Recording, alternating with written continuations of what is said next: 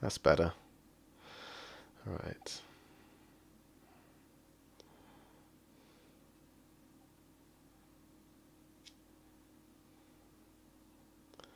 Um, share. Cool. There you go. Oh God, this is what.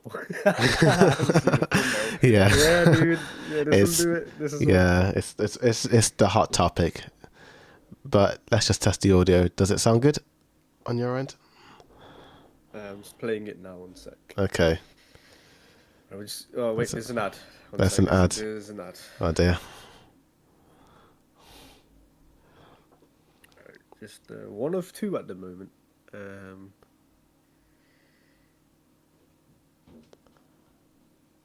Just eat ad. Alright, let's go. No, I don't care about riding. I don't care about tasty number 9. Skip. Alright. Alright, I'm listening now. Okay. Does it sound good on What do your you end? sound like when you speak? Pretty much what you hear, I think. No, I don't care about riding. I don't So care that- about tasty number 9. Skip. Alright. Alright, I'm listening now. Okay. Does it sound good on What do your you end? sound like when you speak?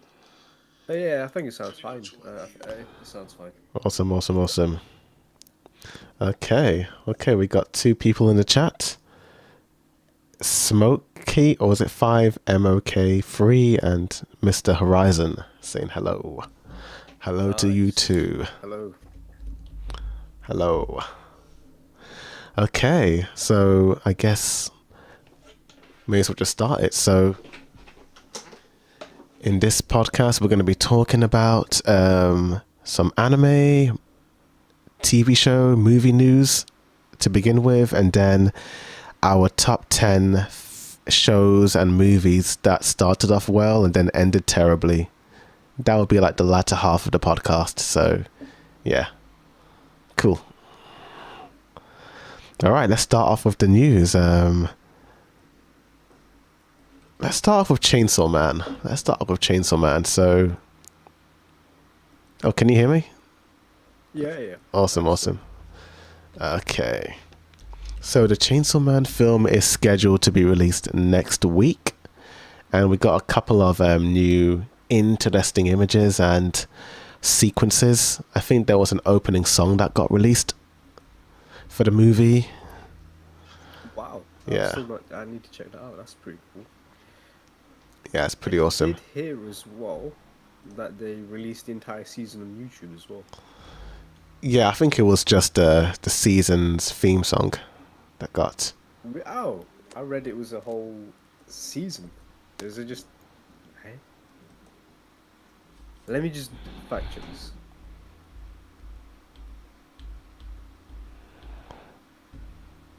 I'm pretty sure they did release it. Yeah, Chainsaw Man the movie Reze Arc Catch Up Watch Party. Yeah, they released the entire season on YouTube. 5 hours. Oh, damn. Okay. I didn't see that one. Yeah, it's just I just found out about this yesterday, which is pretty cool. It's over 700k views at the moment. Wow. Okay. Damn. Well, I suppose that leads into the whole piracy issue with Chainsaw Man and even Demon Slayer. Like both movies were leaked upon their release in Japan, and apparently if you release them, Japan will take action. You will be sent to prison for 10 years at least, which is not good. Yeah, I mean it's that's that's so hefty, you know. But it Yeah. makes sense, you know. You just want to protect the intellectual property as much as possible. Mm-hmm. And if that doesn't scare you 10 years, then nothing's gonna stop you, dude. 'Cause Mm-hmm. leaks still keep coming out. Oh yeah, they do. But hey, the movie's gonna come out in the UK and I think the Western countries. next week. So that'll be cool. You know, people won't be spoiled by that. At least we don't have to wait as long as Demon Slayer did, you know? No, no, that was so painful. It was like 2 months or something ridiculous like that. Yeah, 2 months. Oh my gosh, I hated that. But hey, we saw it. I watched it 3 times and I loved it. And hopefully Chainsaw Man will be just as good as Demon Slayer, you know. Because at least in the visual department, it looks pretty good, you know. Yeah, I might need to do like a recap of season 1 as well. I think they did release that on Crunchyroll, so you can probably check that out. Or not like I'm on about the whole season again. Oh, you want to do that? Okay. Yeah, do the whole thing. Yeah, because it's been a while. It's been a long while. I mean, Chainsaw Man isn't a long series. It's only 12 episodes, so I'm sure you can, you know, quickly skim through it. It's short. Yeah. Yeah. Exactly. But yeah, that's Chainsaw Man, and yeah, looking forward to the movie. Next up, K-pop Demon Hunters is finally, well, they're re-releasing it, not finally, but they're re-releasing it into the cinemas again this Halloween. So This has happened twice now. Yeah. They've released it before, yep, and then now doing it again. Which Yeah. is Sony. It's- just yeah. dropped the ball on this. It's so funny. I know. It's so bad. So apparently AMC and Netflix have decided to work together. The theatre chain will show K-pop Demon Hunters on 400 screens this Halloween, with discussions underway for other theatrical opportunities. So this is kind of huge, you know, for Netflix to release another one of their big IPs in the 400 cinemas. is interesting. Yeah. 400 is a. Did they expect it to sell all of them out? Because that's a lot. I did not expect them to say 400 in that. I thought it would be like 100 or something, not 400. 400. I don't know if that. I don't see them selling out 400 theaters. No, I mean, they're going to release in 400, but I'm not too sure how many people will go and see it, you know, in 400. But yeah, I mean, I watched it when it came out the first time and it was pretty hype. You know, people were loving it and I liked the film. I know you watched parts of it. Did you finish it? Parts of it, yeah. I'm 60% of it. Okay. It might be a spoiler what I say. The main male lead and then the female lead both interact with each other. Then he figure out that she's a demon. Yeah, pretty much. Some of that, pretty much that. Spoiler alert for K-pop Demon Hunters, but yeah. So one of the main characters, it's literally in the main song that went viral, so it's not really like a spoiler. Pretty much, dude. Yeah. Yeah. But yeah, I was kind of shocked when I found that out. I was like, whoa, okay, this is going to be an interesting movie. It sort of reminded me of Frozen with Elsa's powers and how she can't control it and how she feels like a monster and all that.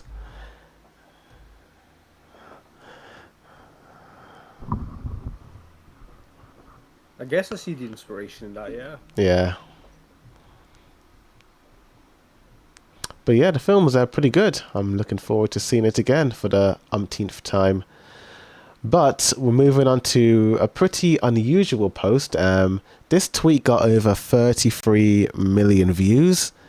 And according to what they're saying, Rent a Girlfriend has caught up with Dragon Ball in sales. And yeah, it looks like people have very divided opinions on that.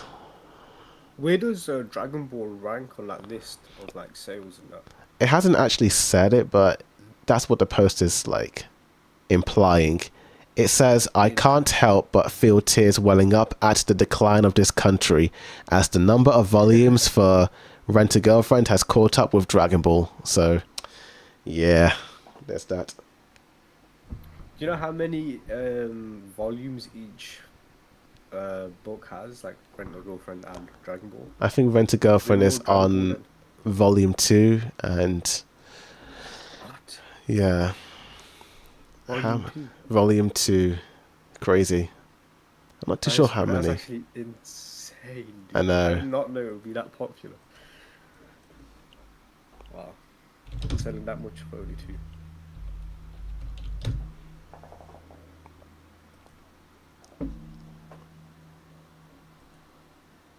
It's about how many? 20?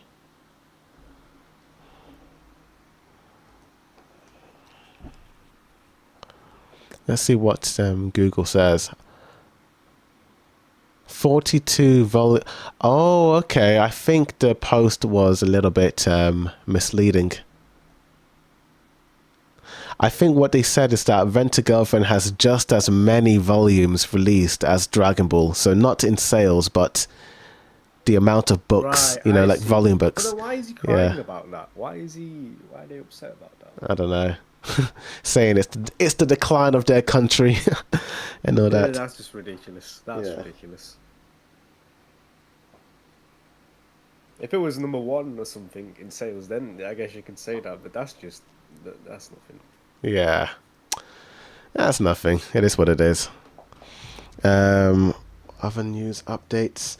Oh, have you been keeping up with My Hero Academia, the final season, or are you still waiting for it to be released? Spoiler free as much as possible. I don't want to look at anything until it's finished. Damn. You don't even know the ending. Except for the McDonald's thing. That's The only meme. thing I know. I too am an anime only. I don't know the future. But I have seen like memes here and there, but I don't know what it really means or how it leads up to those memes. I have a good theory, but I don't want to say it unless it's Yeah. true, so then I might spoil it for people. Yeah. But it's like, why else would Deku be working in the McDonald's? Why else? Yeah. But yeah. I mean, I've been watching it weekly. It's hype, very hype. This week is going to be pretty hype, very hype. I won't say what it is, but from the previews, it's hype. For the last season, yeah, that's all I expect. Hype. Hype, hype, hype. That's what you need. That is what you need, dude. Same as Demon Slayer movie part 1. That was just pure hype, beginning to end. It looks like 5MOK3 dropped My Hero after season 4. Okay, this is one of the reasons why, I don't have My Hero higher in my tier list. It's because there are some seasons where it is just so boring. Some seasons are very boring. I think it's not seasons as a whole, but more like the arcs in the seasons. So, like, I know season 3 is the hype arc, but I think towards the end of season 3, it starts to get a little bit of a drag. After the big fight happens, it settles That's My down. Hero in a nutshell, right? There's hype moments, and then you have those arcs where you just breathe, everything just settles, and like, I want to skip that. Holy I moly! wanna get to the next hype moment. Dude, we actually got a big YouTuber in the chat. Nicholas Light TV. Who doesn't, dude? That's actually insane. That's insane. That's pretty cool. That is He's actually watching us. Dude's got over 1 million subs. Awesome. That's nice. That's nice.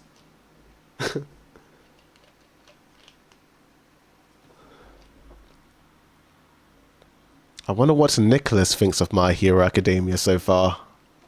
If he's That's what watching. it's- I mean, he's an anime only from what I've been seeing on his reactions.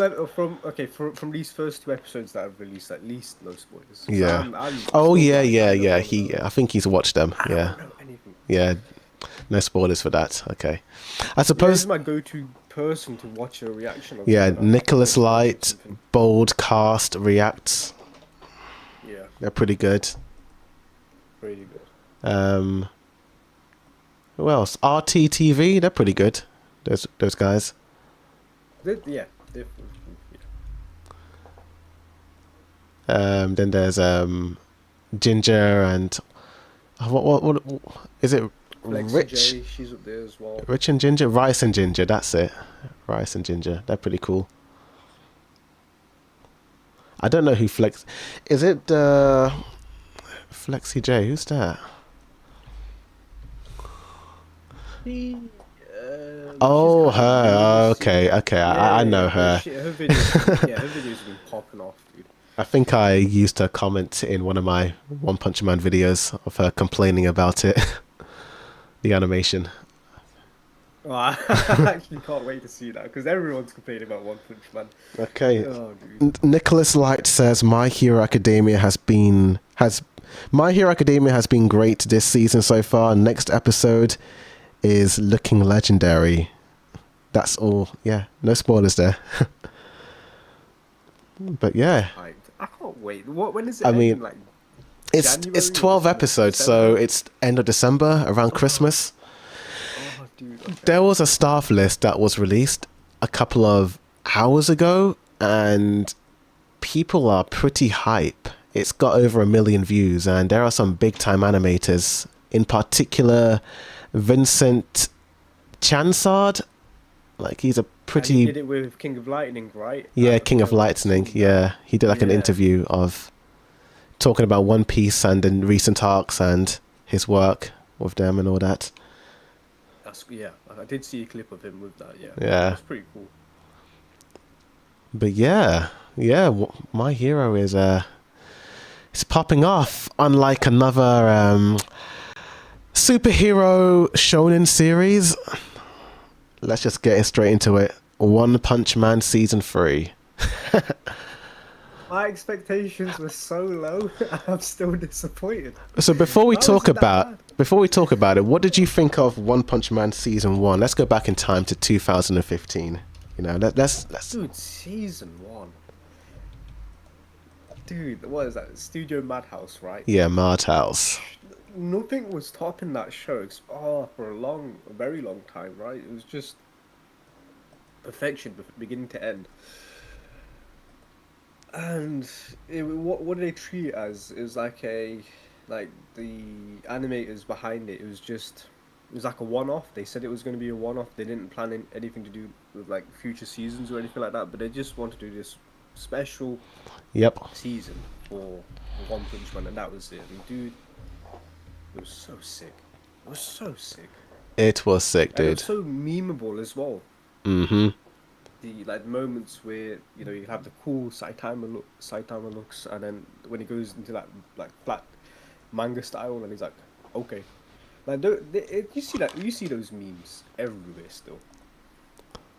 And then season 2 happens, but dude, The one thing I liked about season your 2, thoughts? oh, so season 1 was, it's in particular the finale. It's like a masterpiece when he's fighting. What's the monster alien called in the finale that he fought? Goro, was it Is Boris? is or it something? Boris or I'm pretty sure it's Boris. Boris? Yeah. Yeah. This is the video online has over 8 million views, which is awesome. Also, the opening of season 1 was so damn good. Oh yeah. I feel like this fight inspired season 2 finale for Solo Leveling. Like there's some like I see line it, but work yeah. when they're like flying around. There's like, oh, okay, it's like when he's fighting the Ant King. I can see why how they were inspired, but it is just cinema. Like there are some shots that look beautiful. Like it's just it's so good. That shot where he parts the sky. Yeah. One punch. With that Or, one like, punch. The serious punches. Yeah. Dude, it's so good. Life for Ball says One Punch Man was his first anime, and he doesn't think we will ever see One Punch Man season 1 on this level ever again, more or less. You know what? I come across a lot of people that say season 1 of One Punch Man is their first anime as well.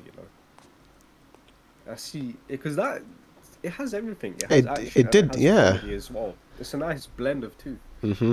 And it's short. It's like 12 episodes or something. It's I come across a lot of people that say it's their first. Yeah. I mean, not One Punch Man. Solo Leveling, I think, was inspired by One Punch Man in terms of the action, but I do think One Punch Man was heavily inspired by Dragon Ball Z in Some of the designs, like I'm like, damn, there's some Dragon Ball looking characters in this series. That is true, you know. Yeah. That is true. But it was amazing. It's so unfortunate that, you know, they couldn't keep up on this level, you know? Yeah. Like, Because what it was like a bunch of legendary animators coming yeah. together to work on this. Someone on the chat said that. Who said it? I'm trying to find the comment. Oh, yeah. So, Durkee says season 1 had a dream team with some of the best animators in the industry. Yeah. And it showed, dude. It showed.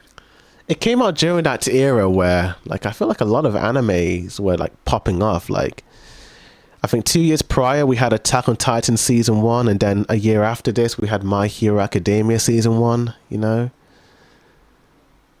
And then Naruto was entering its final arc. I think Unlock, yeah. Naruto and Sasuke were powering up to fight Madara Uchiha around here. Like, you know. And where was Attack on Titan? Was this during? This was the, 2015. like, This this is the gap year. The gap. The Right, 4-year this was what gap. filled the gap as well. Yeah. I think it filled it quite well in terms of the action. Yeah. Yeah. But And then when this anime ended, we had a long gap for season 2, and then I know. everyone was just like, "What is this? What is this?" yeah, season 2 was I mean, I binged them back to back. I'm just very mixed on it. I do like some of the story stuff in it. Like with what's his name? Garu. Oh, I liked Goro. Garu. Yeah, Garu. He's kind of interesting, you know. Yeah, he's a hero hunter. Yeah, his whole arc is what makes it Yeah. good. I liked him. And He's his, like, fight moments. As yeah. well, animated really well. he comes off as a morally grey character in my opinion. Like he's evil, but he kind of has a bit of a heart for the kid that he befriends. Yes, yeah. You know. That whole arc is what kind of saved season 2 for me. Yeah. So I say it's good, but not as good as season 1. But I'm also not like writing it off. I'm saying Nah. it was bad, because that whole arc was animated pretty well, and then seeing his character development as well, and then you see like towards the end his hair is just changing color to like orange because of the blood. That's pretty cool. Yeah. And then he was like a student of like the Master Fang Fist or whatever his name was, and Yeah. I almost forgot about that. it has good moments, but I don't like the ghosting effect Yeah. they do with the animation in that season. It's very it has a lot of opacity when they're fighting, you know. It's like they didn't have enough time to in between the frames, so they're just sort of moving the characters very fast and then adding like a motion blur effect to it when they're fighting. It's quite hard to explain, Yeah, but yeah. it just no, I understand. it's a bit ugh. It's got a yucky feeling at times. But I've still, you know, there's still stuff to enjoy with it, you know. And that moment against the centipede, where Saitama punches him, didn't they just reuse that animation from season 1 or something? Pretty much, I think so. Yeah. That's just so. Dude. It's sad. It's sad. Unboxing with RG says One Punch Man deserves free run level treatment. I've not seen free run. Is it hype? Oh yeah, that's another anime I'm hearing a lot of good stuff. Is it like a ReZero-esque anime with being reincarnated into another world? Is it like that? I'm guessing. Isekai? Isekai, that's it. Yeah, that's the genre.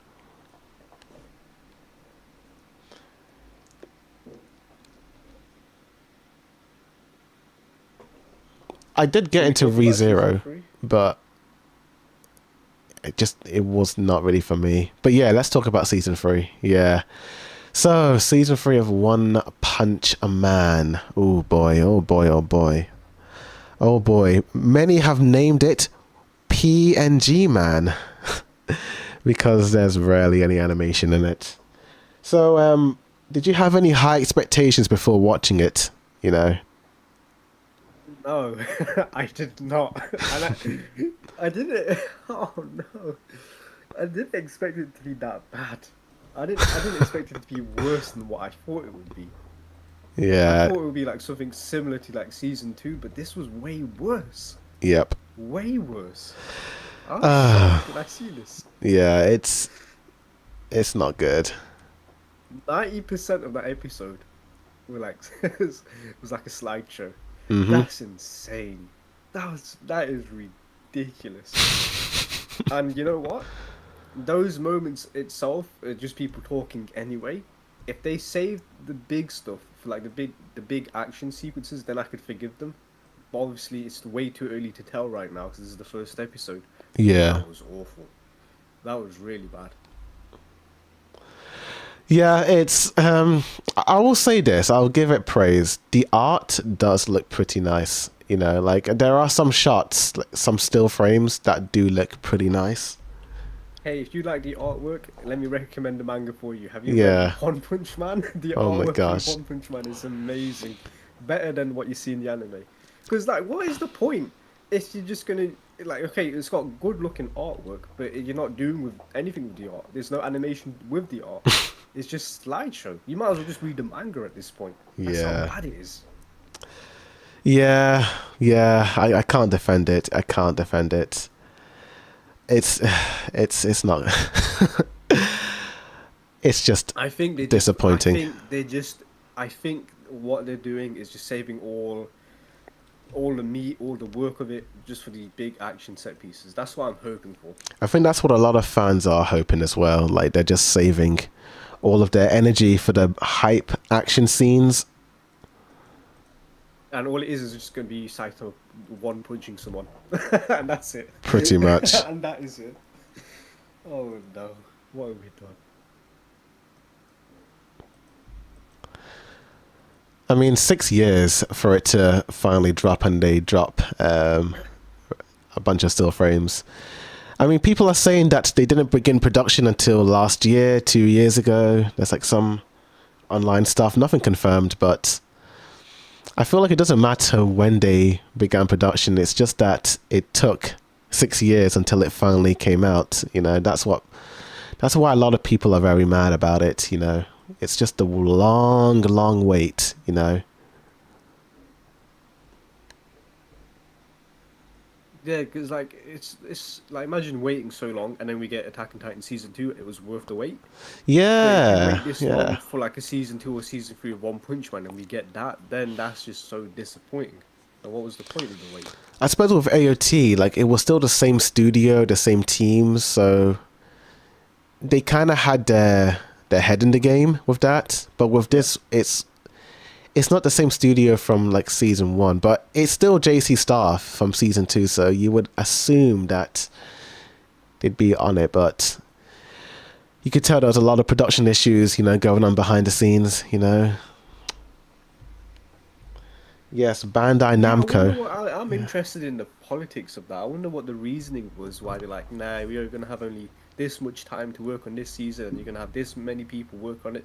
I wonder what that's all about. Did they think it wasn't like profitable, to do one like a good One Punch Man season three? Like, what was the reasoning behind this? I Why the mean, shortcuts? it's just to save money. It's, you know, it's a big IP. It's going to get a lot of eyes on the studio. The production But committee. season one did that. Season one, like, did you not get money for season one?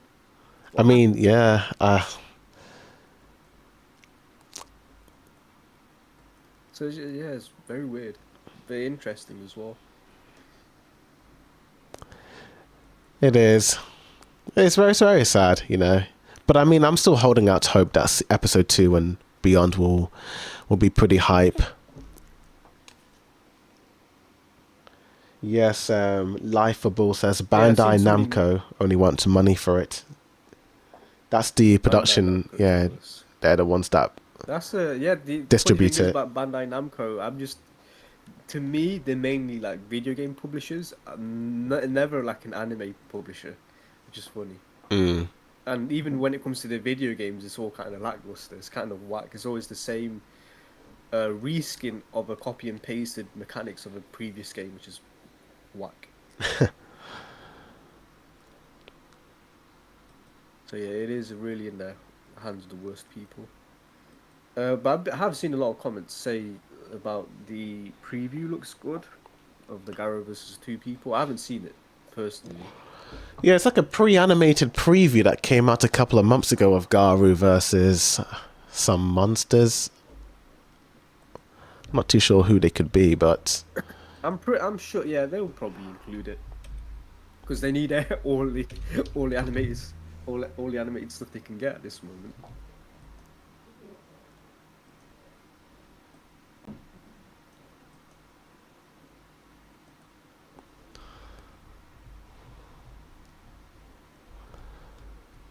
But yeah, I think we just wait and see what next week's going to look like. You know, well, not next week. This week it's going to be on Sunday, so hopefully they're going to bring in the A team for that. But yeah, very disappointing. I suppose we can just move on to. Oh my gosh, it's nothing to do with anime, but. Discussing Films just released a list of major TV shows that started and ending during the Stranger Things run. So between 2016 to 2025, and it's kind of crazy, you know. Like you have those shows. I've not kept up to date with Stranger Things, so I don't know how long the wait was for you guys. But yeah, so season okay, so season 1 came out in 2016. And then season 2 came out the year after that, so 2017. So that wasn't too bad. That was okay. But then season 3 came out 2 years later, so in 2019. And then you're like, 2 years is but it's fine, you know. And then, of course, the whole, the lockdowns happening and the delays, that caused the pushback for the seasons. Yeah. I think season 4 was meant to release in 2021 or 2021, but then of course the lockdowns happened, so they couldn't do that. And then season 4 comes out in 2022, so 3 years later, and that's not it's not too bad because the episodes are like over an hour and a half. They are super long, chunky episodes. Kind of like a movie. The finale is over 2 hours long, dude. 2 hours long. It was glorious. It was a feast. A feast. I loved it. Then to be fair then, if they're doing that much, then I guess the wait is kind of worth it, would you say? Yeah, I think it's worth it. That long. I think the fans are just overreacting, you know, like they're just going, oh, but you have to think about it. It's most of the episodes are over an hour, over 2 hours long. The runtime overall is literally the same as like a normal TV show. It's just that they are all stuffed into the same episode. Yeah, as long as you're enjoying it and as long as it's working for you, then, you know, you really can't complain. I mean, because like we spoke about The Walking Dead and how much I hated the hiatus. Oh yeah. In The Walking Dead. And that made me drop it. But I guess if the wait was much longer and you're getting much more out of it with Stranger Things, I guess there's like a better payoff than The Walking Dead. And also, Stranger Things releases all the episodes at the same time. So at least you also get it. Yeah. That's true. That is also true. I mean, they like release 4 episodes all at once and then another 4 later on, but you still get a lot all at once, you know. So that's really good.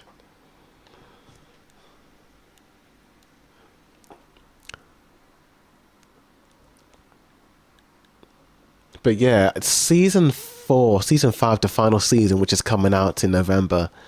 If they stick the landing, it could potentially be the best live action series, in my opinion. It is so good, dude. Is this a season 5 part 2? Or is this a brand new season? This is a new season, so it's just they are starting a new season. But it's the final season. Season 5 will be the final season. They're ending it. And it's. Did they do like season 4 part? Yeah, they did that. Yeah, so back in 2022, they released the first 6 episodes all at once, and they called it Volume 1. And then for volume 2, it was the last 2 episodes, and they were over 2 hours long. So, you know, it was still fine. You know, we got a lot of content. 2 hours long is kind of crazy because they could easily split into 20 minutes each. But Yeah. they didn't want to do that. They didn't want to do that, yeah. Someone in the chat says, Saitama says, you are an anime only for One Punch Man? Yes, I am. And yeah, we are anime onlys. I'm not an anime only. Oh, you read the manga? I have read the manga, but I did stop. I did stop after a certain fight. And I just got lazy and I stopped reading it. But that fight that I read was... it's not possible. And they're going to struggle. The anime is going to be finished before they ever get to that fight. They're going to struggle, dude. It's not possible. It's not humanly possible to animate that fight. Ever. If you know what I'm talking about, you know. They could do it as CGI models, you know? Nah. I think that would ruin it. It's you'd rather not animate it than animate it out at all.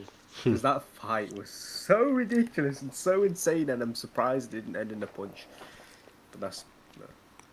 Yeah, so... Yeah, One Punch Man, what is the ideal studio? So Saitama says, what is the dream studio? I would say... Probably Mappa, dude. Mappa, Ufotable, maybe Wit Studio. Like, they are like the top when it comes to action. Yeah, you know what? Give this to Ufotable. Just give it to them. I don't want them to have it right now. Maybe after Demon Slayer, but not obviously not right now. Not now. Right. In 10 years, just reanimate. Because Demon Slayer are popping off with what they're doing, you know. Like, yeah, exactly. Demon Slayer is That's what I want real. all anime to look like. You know, this is how I want my shows to look. You know, like the colors, the line work, the sakuga, like it is what it is. But this is more like a dream. Yeah. Scenario. We know Bandai Namco is not going to give up the rights. No, they're Can't do not. it. It's a But big this is IP. just like a dream scenario. Going back to Stranger Things though, what was I going to say? So this is the final season. There is no volume 1 and volume 2.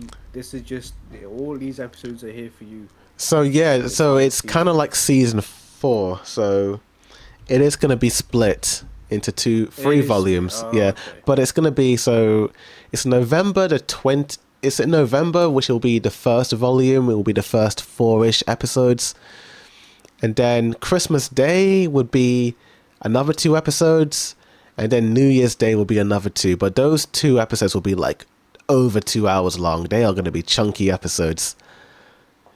Chunky Interesting. episodes. That means Yeah. If you're paying monthly for Netflix, then you would have to pay each month to see Yeah. the episode. Pretty much. That's Do you think Netflix will slowly shift to that model? I think so. Having it all at once. I think so. I kind of like it because it allows for a weekly discussion or a monthly discussion before the next part comes out. I think it's the best of both worlds, in my opinion. Yeah, but do you know when Cobra Kai releases and I get all the episodes right there? I'm like, oh yes, let's go. Still never seen that, So but I understand the appeal of having everything all at once. yeah. Yeah. I've got a... Also, I did see a Watch that. screenshot of Stranger Things season 5. Oh, okay. The high school. You've probably seen it as well. They're in high school. Yep. I don't know why they're still in high school. Why are they still in high school? The actors There's are in their the- 20s, for crying out loud. It's so wild. It's the kid with the lisp. Yeah, Dustin. Yeah, he's up against the lockers. Yeah. I just why, bro? Just get a job. You know what I'm saying? Stop riding I'm bicycles, kind you're of not a kid no shocked, more. dude. I'm a little shocked that they're still bullying. Knowing what's happened in the finale, I'm like, what? Are we still doing this? They should have written the characters as if they're the same age as the actual actors. I mean, they did at first. That's what they were doing. So the first 3 No, seasons. but I'm on about after. Oh, after. Like they're in the 20s now. Oh, They're still yeah. in high school. Because in the first 3 seasons, the actors were the same age as as the characters, but it was by season 4 that's when the actors outgrew the characters because of the long wait. but it is what it is. Like the new seasons, when the new seasons were in pre-production, like the script should have focused on the same like age as the actual actors. Yeah, That makes sense. that's Like right. the actors are like 18. Let's just write these characters as 18 or something. You know? Yeah, pretty much. They didn't do that. But then again, I don't know what this story is about after Oh season man, one. I don't know this. if it's following the same, if it's like new villains or it's the same villains. I have no idea Oh, what's going this. on. I mean, it's in the name, Stranger Things. Stranger Things happens, dude. If this show nails the landing, it could be the best live action show of all time. It is such a treat. It's so good. It's so unbelievably good. You know, I highly rate it. I think season 4 might be my Breaking Bad. favorite season of the show. Breaking Bad, I think this show is up there with Breaking Bad in my opinion. They do different things, but my enjoyment is just up there. I think with Breaking Bad, Different, yeah. I'm not saying there are any twists and turns in that because you kind of know There is- who Yeah. is Yeah, doing what. exactly, It's yeah. like Death Note. It's like a cat and mouse game, you know. Like, you kind of know what's happening. But with Stranger Things, it's like this thing is revealed, that is revealed, this is revealed, that is revealed. It's like, ooh, what? There's a lot And of there's twists and still turns. I see more where you're mysteries. coming from. Like this final season hasn't revealed the biggest mystery of all, and the creators are going to tease that they're teasing it so far that they're going to reveal what it is.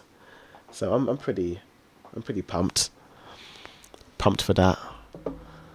I highly recommend you watching it. You know, at least when the final season starts to come out. You know, it'll be fun to be part of the Yeah, discussion. Interesting. Once the whole show's ended, I can try looking to watching it again. Yeah. If I was a big fan of this show, I couldn't wait. Oh I yeah. couldn't wait for the volume 2 or the next dude. It will be too agonizing. It will be way too agonizing. But yeah, that's Stranger Things in a nutshell. Next up, JJK released some new scenes, 4 seconds of new footage for the Cullen Game arc, which will be released in the cinemas next month, the first 2 episodes. Which is only like an hour or less than an hour. Yeah, pretty Alright, much. These 2 episodes. Yeah. That's interesting that they're putting it in cinemas. That's going to be a bit too costly for them, no?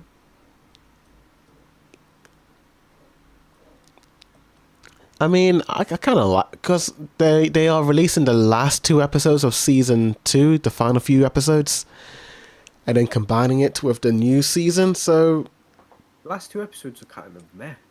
no, it's gonna be My like opinion. it's like the final few, like the final 4, the major fight Because sequences. You want to get that Sakuna. Yeah, I think that's what they're sequence in showing. there right on the Yeah, big screen. that's what they're showing. Okay. Yeah, it's all like the fight scenes, including the finale. Sukuna versus Mahoraga. I hope it's the Blu-ray version because that was unreal. That was unreal. There was I don't know if it was the Blu-ray version or the actual version that aired. There was like a sequence where it was just a slideshow for some reason. Like in between the fight, it was like it turned into a slideshow for some reason. Alright, what is this? and then the action continued. And I'm like, uh-oh. Oh, so Saitama says JJK is shy, and he forgot that you are an anime only. I am not an anime only. I am a manga reader, but are you an anime only? anime. Yeah. I'm anime only. I know the manga ending. Dude, I'm the worst anime only because I still don't know what's going on. Wow. Mate, I don't do the power scale with the power structure. It's too confusing for me. It's very confusing. It is quite like topsy-turvy in my opinion, you know. You almost need to watch like a breakdown video every time you watch an episode. Yeah, there's a lot of reading going on. I'm like, please, I don't want to. I don't want to keep going. And then I get like a jump scare every time the narrator pops up just to like explain everything. I'm like, oh no, here we go again. It's too much. This anime is too much. But despite the plot being quite all over the place, it does make it up for the awesome action scenes. You can't deny that. The visuals are, yeah, of course, yeah. I'm so curious to see your reaction on season 3. Oh my gosh, I need to see. Because I was blown away by season 2. Oh, By if the you, if, second you, half of if it. season I'm 2 like, is nothing compared to what's coming. because how can you top that whole sequence? How are you Ah, gonna top that? How does what? yeah, you don't know what's coming. Oh my gosh. I have oh, no, I don't want to say anything now. Never mind. Let's just say it's going to be cool. I'm hyped now. I'm back. I'm back to being hyped. Again. Yeah. My expectations. I can't lie. My expectations were a bit low for season 3 because I wasn't in. Because the only characters that made the show interesting for me were Sakuna and Gojo. But now Gojo's locked up. He's not going to obviously be in next season, and Sakuna is going to be suppressed for a long time because let's be real, you just had a big set piece with him in that last season. You're not going to do it again. So I'm like, you know what? This is going to be one of those calm seasons like My Hero Academia. It's just like not much is going to happen. But if you're saying it's better than season 2, In terms of the fights, at the very least, I think the action, what the people who are fighting people, my gosh, it's gonna break the internet every week. I think. I think the reactors are gonna be so rich, with all the views they're gonna get. oops, animators need to be paid well. You need It's to a be hard job. paid. It's a hard job to be a reactor. And a reactor as well, I guess. I was mainly talking about the animator. Oh, okay. But yeah, that's JJK. That is Do you JJK. know how many episodes will be in season 3? It's gonna be like, I think it's gonna be 25 for season 3. 25. That's my Oh, so theory. it's going to split up into It's gonna two be parts, like, yes, right? it'll be like season 2, 2 parts. Right, okay. That's Yeah. going to be agonizing. I can't lie. I hate that. I think that's my theory because they've called this new season the Culling Game Part 1. So it's going to be part 1 of 2, I'm guessing.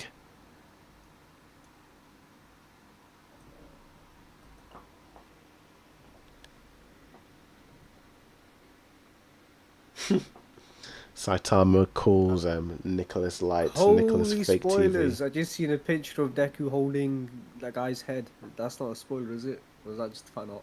What's that? You scrolled past and I saw Deku holding Thingy's head. I don't even What's know. his name? I don't even remember his name. I won't scroll The past guy it. that coughs a lot. He like crumbles everything. I forgot his name. He crumbles everything with his power.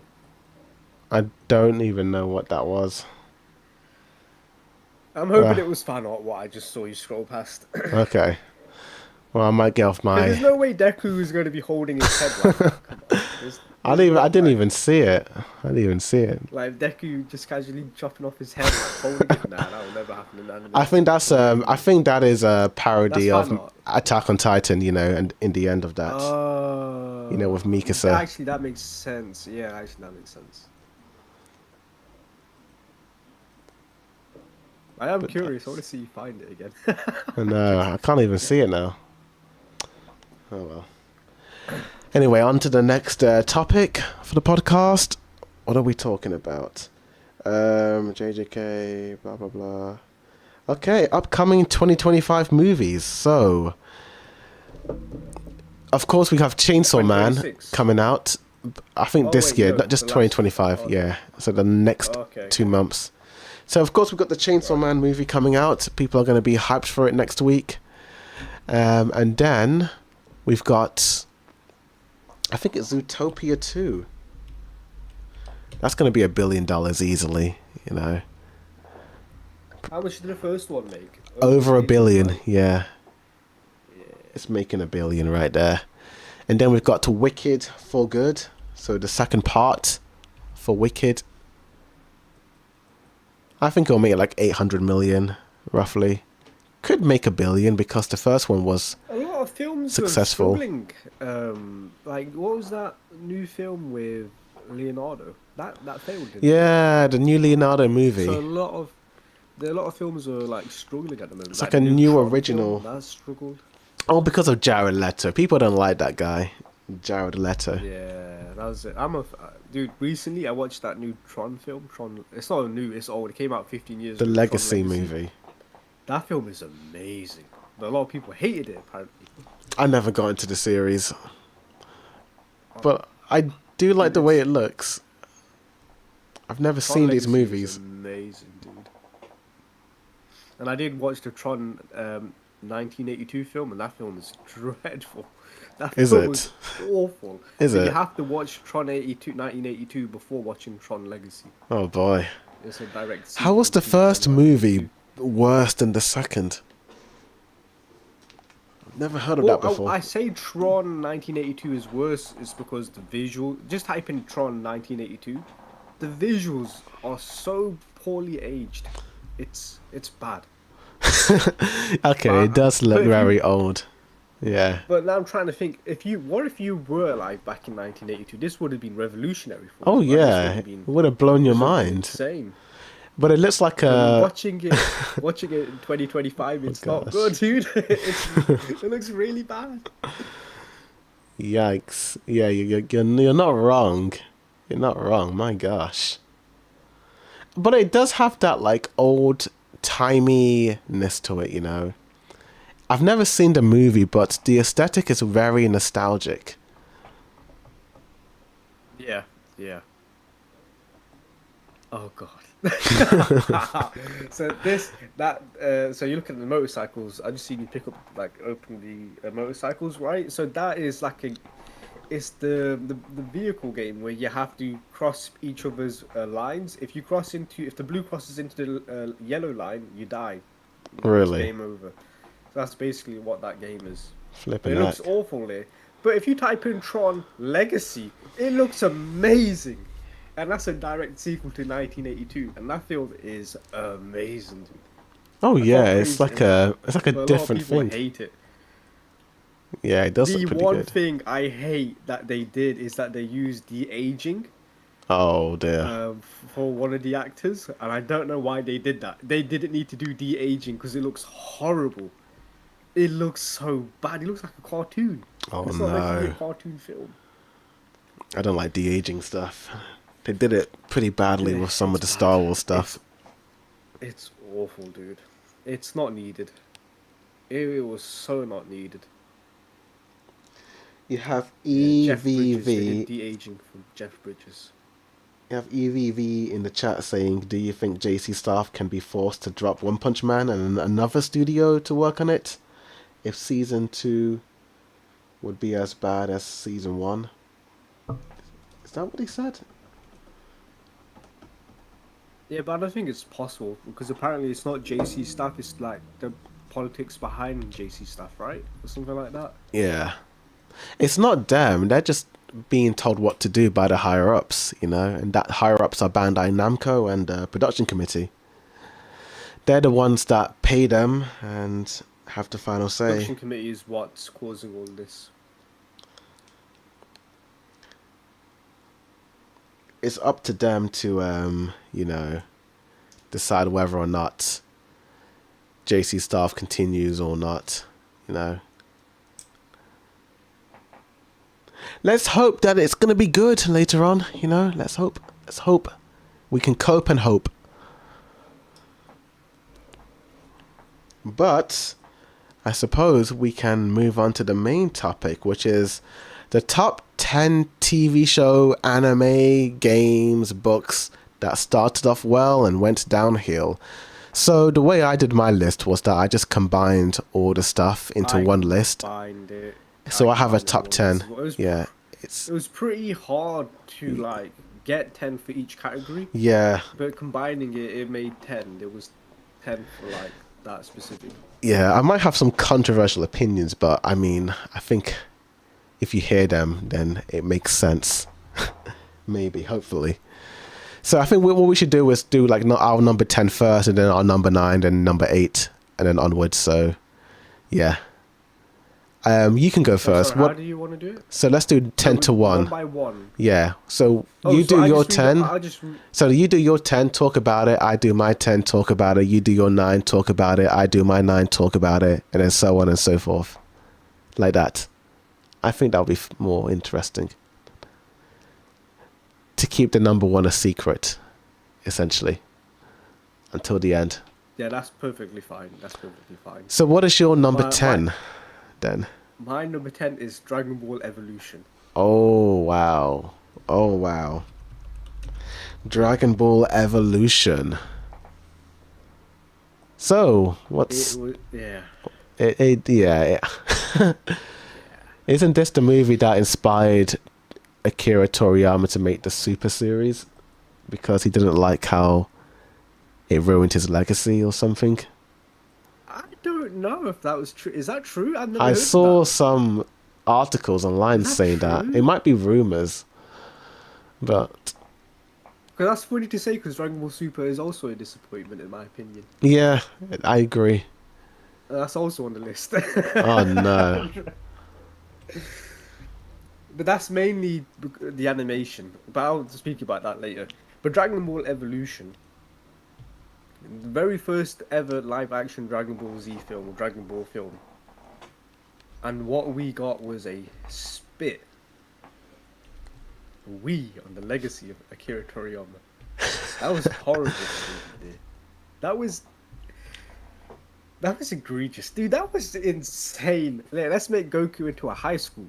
Let's Oh make him. my gosh. It means Chi-Chi in American high. What are we doing? So this takes place in America. What's going on here? Oh They just- dear. Westernized this franchise for no reason and just ruined it all. Oh, why? It's not even the same thing anymore. It's It's completely different. It's.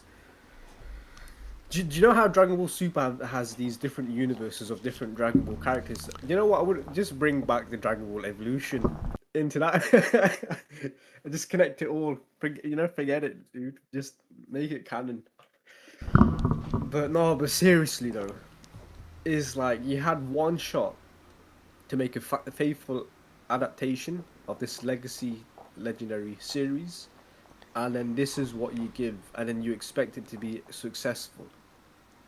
And during the interviews, they're like, "Oh yeah, we're gonna up our game for the second film." Mate, there's not gonna be another second film because look how bad the first film was. oh yeah. I mean, Just shocking. 2.5 out of 10 on IMDb. Oh boy. The That was reviews, so unnecessary. yeah, the reviews are. The legend comes to life. Dragon Ball Evolution. Mate, this was not that film. This was a totally different legend that came to life. This is a. I just shocked by it. The reviews are so funny, and they're from 2009. My gosh, some of these reviews. Damn, is IMDb that old?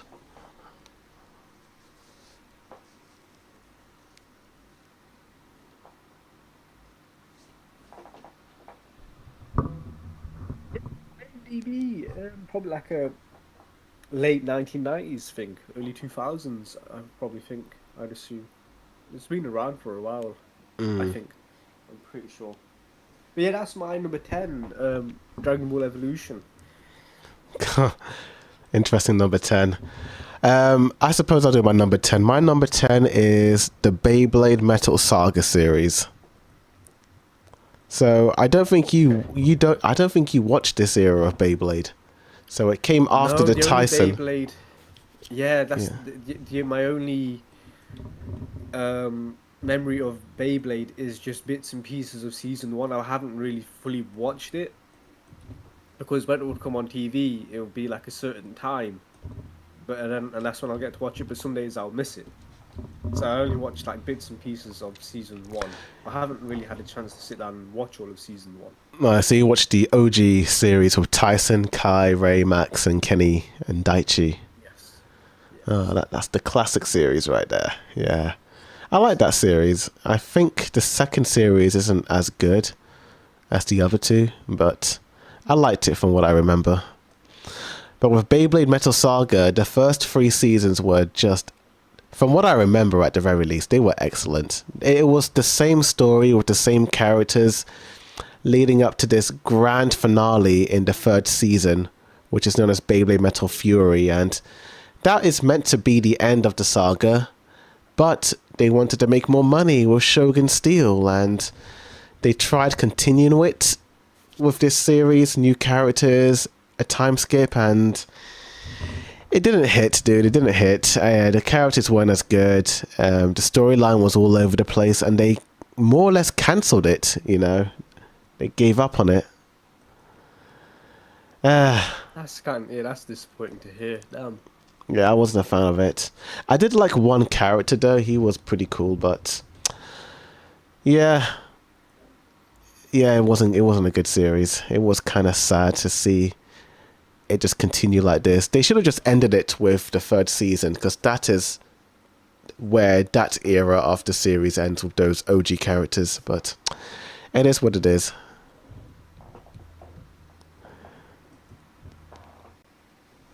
What's your number 9 then? Yeah, my number 9 is Spider-Man 3. Sam Whoa. Raimi's Spider-Man 3. Spider-Man 3. So I can assume you loved the first two then. Yeah, of course. Yeah, there's nothing really wrong with the first two, except with the first film. There are scenes where you can nitpick. You could nitpick the high school sequence, like everyone's like in their late 20s, early 30s, and you're in high. You can easily cherry pick that out because of how horrible that is. You could, nitpick the pacing of the first one. Second film is just perfection, start to end. But number 3, we have to talk about Venom. Venom was like the weakest part in that film, and every trailer is like, it's like just hyping up Venom. This is the first time we're seeing Venom in a live action film, and it was horrible.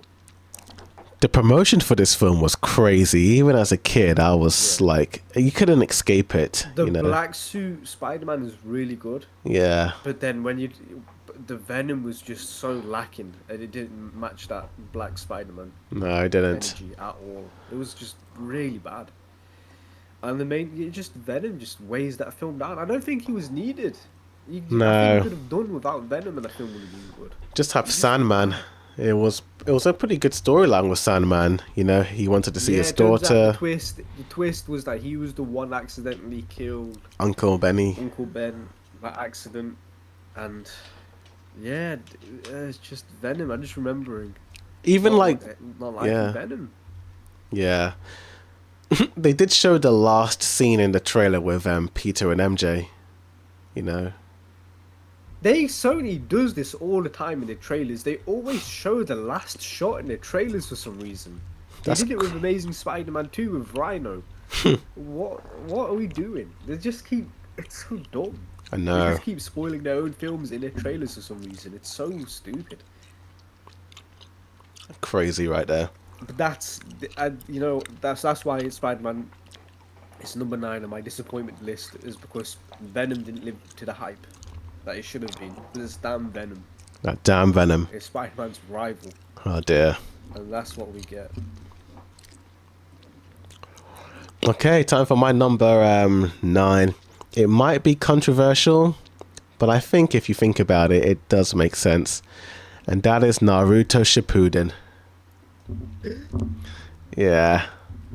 So I loved Wait, what? Naruto Shippuden. No, why?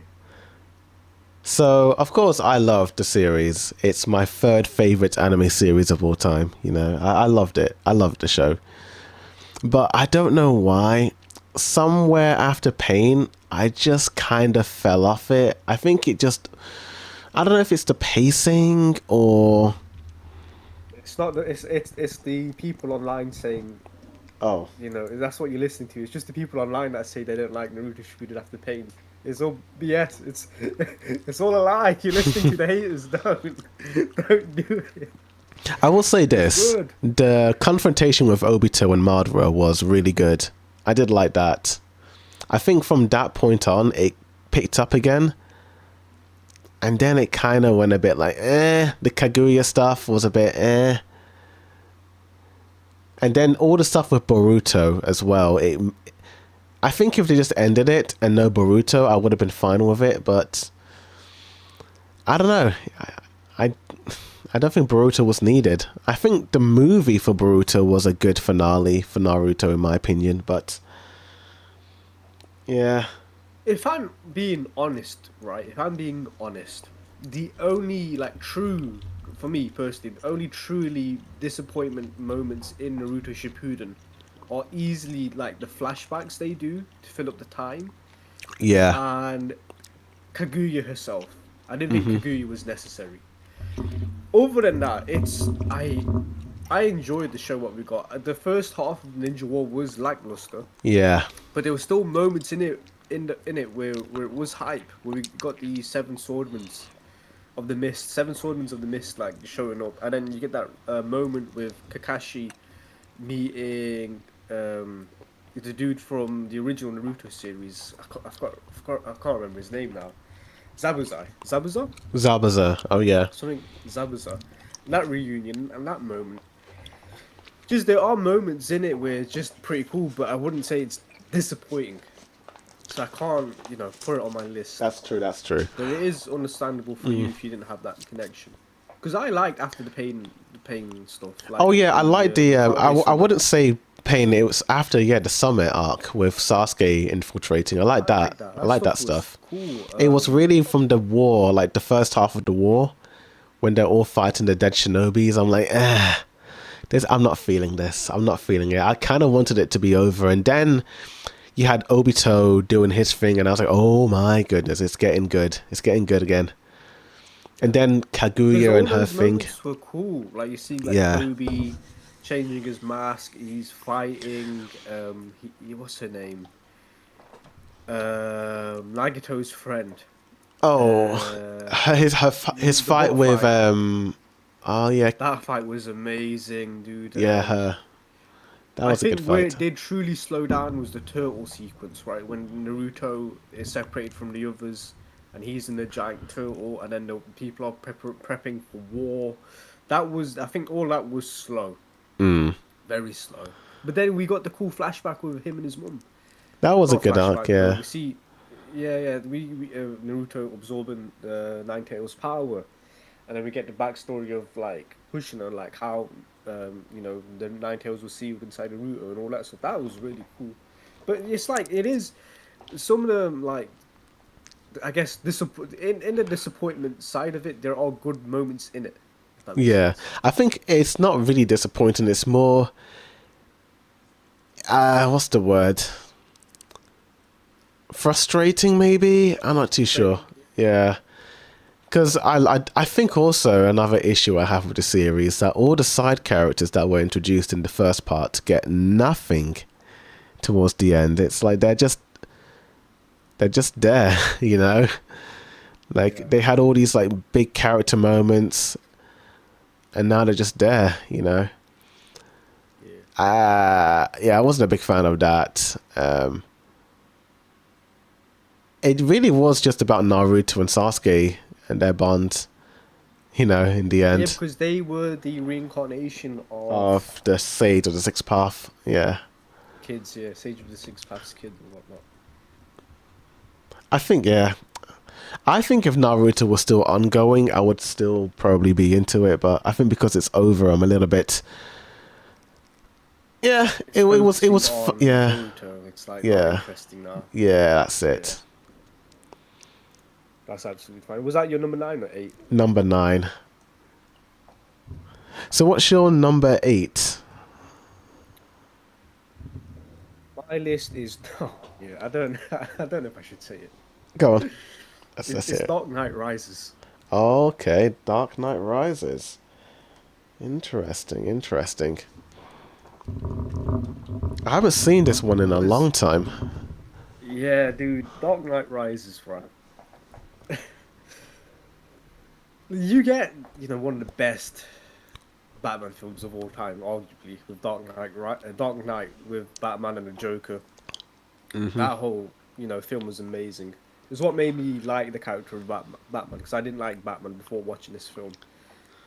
And then, you see these teasers of the Dark Knight Rises, and then you get more interest. Like, dude, I can't wait for this film to come out. You just can't wait.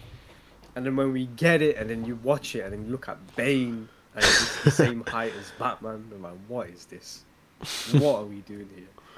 It's just again just like Spider-Man 3, how Venom was like the worst part of that film. Like Bane is the worst part of this film. Bane was just not intimidating at all. They tried to make it more grounded and more realistic, but I don't think you can do that with Bane when he's meant to be much more bigger. You know, he's meant to be on steroids. This Venom is what he's meant to be on, which makes him like 10 times bigger. But he's just a human dude with a mask on. It just And then you give him a really crap, weak backstory of him in this cave and him climbing out of this cave. I will say that twist was interesting, though. I did like that twist with Bane and that lady. Talia. Yeah. I was like, whoa, okay, that's an interesting twist. Did not see that coming. And her being Ra's al Ghul's daughter as well. Yeah. Yeah, that was interesting. It didn't live up to that. Yeah. Hype. Yeah. This film was a wet fart. Just not satisfying, dude. Yeah. I'm gonna be honest. He was basically an MMA fighter that broke Batman's back. Pretty much. Batman shouldn't be losing to this.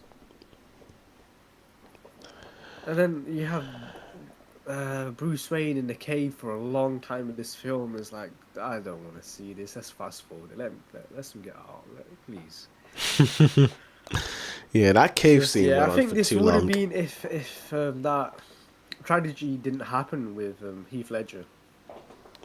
Yeah, it would have been a different movie. It would have had Joker in this or something, right? Yeah, it would have.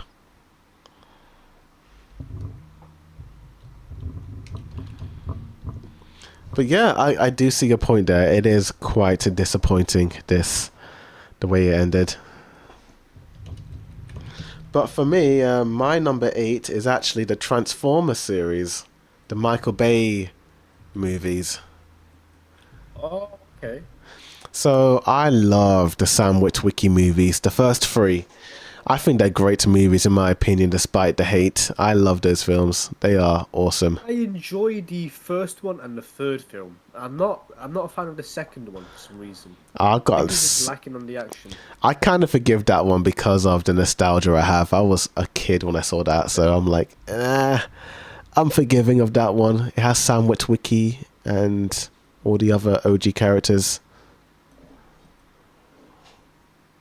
But it was Age of Extinction that killed it for You me. don't like the films that came out after the... Yeah, after Sam after Sam left, that's when it went downhill.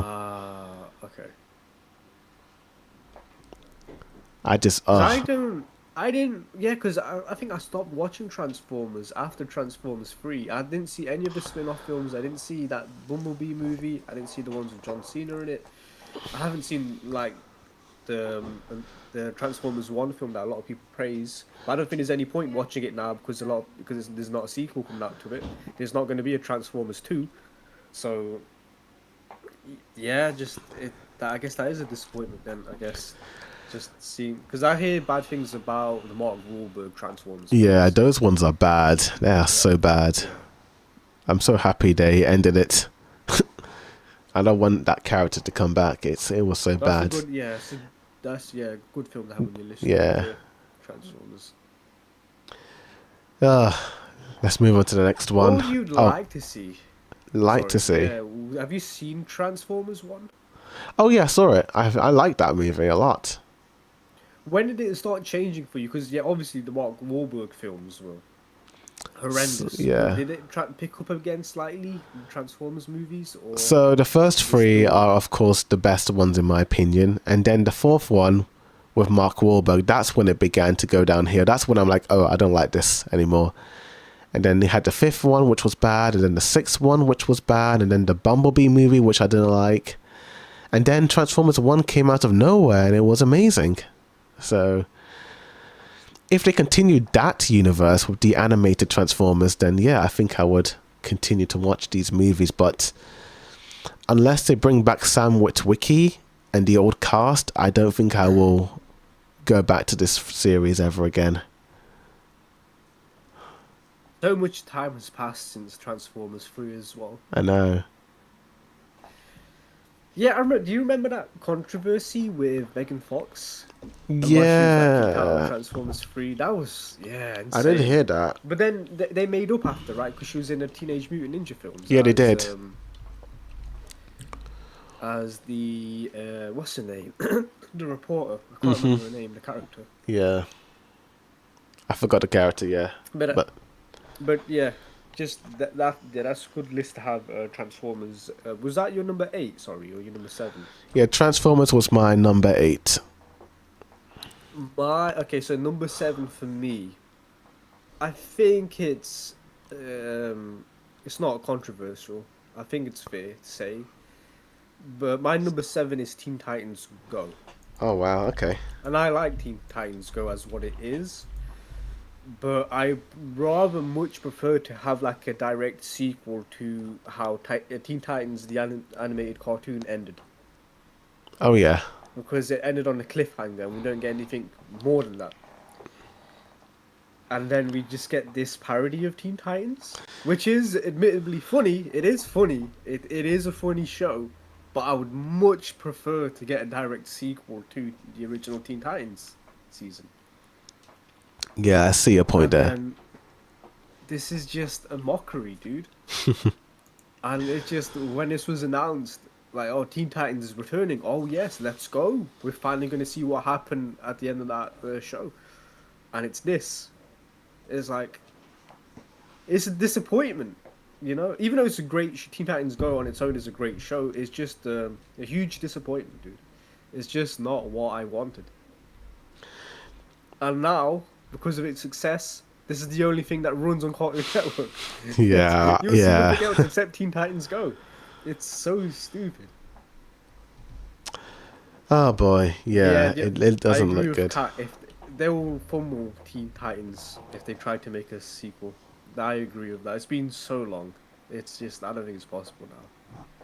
Have you ever seen the original Teen Titans show? Never, I've never seen it before. Never. Never ever seen It's it. so good. It's for like a kid show. A kid show, like superhero show. It's very grounded, Okay, and it's kind of like Avatar, okay, but for superheroes. And the group of interesting. characters are fun, and the animation is amazing. Oh, nice. For what it was. Teen Titans is very good, but it ends on a cliffhanger. Which On a is so cliffhanger. Oh dear, I don't like that. Okay, yeah, I'm not a big DC fan, but it does sound interesting. Cool. So my number 7 is actually the Star Wars series as a whole. Yeah, that makes sense. Yeah, I was gonna. You know what? I was going to have Star Wars on my list, but I wasn't invested enough to put it on here to be a disappointment. But Star Wars on here is good. So even though the sequel trilogy was really not good, I was still optimistic for the future of Star Wars. I think when they announced the Obi-Wan show, I was very interested in seeing what that was going to be about. But when I ended up watching the show, it was not good. It was pretty bad. We could literally do a whole podcast on the Star Wars franchise, dude. There's so much to There's talk so about. much, The yeah. Obi-Wan series. What was that? That was one of the Why most did we need to disappointing things I've ever seen. Why did we need a young Leia? Why was that needed? That was so dumb. That was so dumb. It was Oh my god. good actor though, but she was not necessary to the plot at all. It's so. It should have been a movie. It should have been a film. I mean, even if it was a film, just get rid of Leia. Yeah, just cut Like, get Leia rid of out. some other characters that weren't needed. Yep. I love the flashback with Obi-Wan and Anakin. That was amazing. Oh yeah, that was And, great. the only moments that were good were just Anakin, Darth Vader, and Obi-Wan. That was Yeah, it. that Everything was else it. around that was so boring. It doesn't really feel like a George Lucas written film or TV show. It just felt like fan fiction. Like it just This is the problem with Disney's It's true. The movies. essence isn't there. The Yeah. property is there. The lightsaber's there, but the actual essence of what makes Star Wars good isn't there no more. That's why, like, I think Force Awakens was for me the end of Star Wars, because that was the last time I enjoyed anything Star Wars. You know, I was Which one hyped. is Force Awakens? It's the very first sequel movie in 2015. Oh, Yeah. right, okay. I think that was the last time I liked Star Wars. This was like the end of Star Wars for me. Like, if they had ended the Star Wars franchise here, I would have been fine with it. You know, no more. Just you've had your time. I think we're good. You know, because I think that the sequels were just bad. Like Last Jedi, Rise of Skywalker, the Solo movie, Rogue One. Ugh. I watched the first 2 episodes of Mandalorian and I found them so tedious to get through. I was like, ugh, no, thank you. I agree with the Mandalorian thank stuff you. as well. It's Mandalorian is very long and it's so slow. And then, I don't get the hype about it. yeah, It's just, I can't I get don't into like that. these characters. Yeah, The main thing I like about Star Wars, you know, and I'm not sorry to say, but it is the lightsabers. And it is the Jedi mind trick and the Sith stuff. I don't care about no Mandalorian, dude. yeah. I don't care about no bounty hunters. I don't care enough about the world of Star Wars. I mean, when you think of I- Star I Wars, you just- think of Jedis and lightsabers and Yoda and light side and Yes, dark side, yes, the Empire and all that. yes. I don't care about Mandalorian. Yeah, Mandalorian is It's just, not needed. it's like a bounty hunter. It's like, is he a bounty hunter? I don't even know. I've never seen it. What he is. All I know is that each episode he gets upgraded body armor, but I wasn't invested enough to watch it, to keep watching it. It's just not. Again, the thing is, you have to be heavily invested in Star Wars to enjoy that Yeah, type of stuff. I'm just not. So that's why it's not. That's why Star Wars isn't on my disappointed list because I wasn't really invested in it to begin with. oh, that's fair enough. So, and you know, Star Wars Episode 3 is my favorite film. Oh yeah, That's saying a lot, right? Revenge of the Sith, and a lot of people don't like the original trilogy. The Not original? sorry, the Se- prequel the trilogy. prequels, the yeah. prequel trilogy. A lot Yeah. of people don't like prequel trilogy. And I like the Star Wars prequels 3 a is my lot. favourite film. I like the prequels a lot. I never understood the hate for the prequels. I I do think get it's the Phantom Menace. I do get the Jar Jar hate though. The Jar Jar, Yeah. I understand why people don't like that. It's Phantom Menace which put a bad stain on Star Wars for a bit, but even that movie Yeah, and is then still good. They just crucified that kid who played young Anakin. It was Yep. really bad. How they treated him, it's just awful. But yeah, that's Star Wars in the nutshell. Okay, on to number 6. What's your 6? Number 6, funny enough, because somebody just said, "What about Game of Thrones? Is it any good?" My number 6 is Game of Thrones. Oh man, Game of Thrones. Number 6 is Game of Thrones, dude. Yeah, cat. You have to understand. Nobody was. The only thing that mattered during that period was Game of Thrones. No other show mattered. No other film mattered. No other game mattered. And the only thing that came out of people's mouths was Game of Thrones, and that's how good that show was. Game of Thrones for the first 4 seasons were 10 out of 10s. You couldn't nitpick it. You couldn't find a fault with it. You couldn't be angry with any of it because it was perfection. It was so damn good. And then season 5 happens, and then season 5's okay, but there are moments like the Sand Snakes where it dips. It's like, what is this? Is a bit weak. These characters are a bit weak. This isn't interesting. Whatever. You just skip all past that. You get to season 6. Same thing with season 6. It's weak, but there's good moments. You get the Battle of the Bastards and all that stuff. That's really good, but it's Yep. still weak. And then season 7 happens. Oh no, there's no good moments in season 7. And then season 8 happens, and then oh no, this is shit. This is so bad, and then it ends. Pretty much. Game of Thrones is so frustrating, and it's like the biggest disappointment of like a TV show that I could think of. I don't think there's any other TV show that is bigger disappointment than Game of. Actually, there is, and it is on my list actually. Oh But that's boy. just bias. That's just like a personal bias. But see, Game of Thrones, man, and what could have been if they didn't just rush that ending? Yeah. It's still watchable though. First four seasons is watchable. They've even made these spin-off shows as well. The spin-off shows, the first season of that spin-off, I can't remember the name of it. It's good, but season two was a bit crap. It was that was just pure filler in my opinion. And now they're making a new spin-off series for Game of Thrones. Dunkin' I and don't know if Egg. you've seen it, Yeah, I've seen the trailers and the teasers. and that looked pretty interesting. I am interested. That whole universe of Game of Thrones is amazing. Oh It's yeah. pretty. It's pretty good. The whole history behind it. You know what? One Piece has a lot of world building, but I think Game of Thrones is up there in terms of world building. Sorry, that was hard to get out there. World But building. I think it's equal Game of Thrones and One Piece because there's so much lore in Game of Thrones. There's so much houses, so much history, and you can make tons of spin-off shows based on the history on it. I would still say watch Game of Thrones because it's good. You can't dismiss the earlier seasons because of how bad the show is. But you need, it's it's a good experiment to see how good a show is and how bad the ending is, how Yeah. bad the end gets.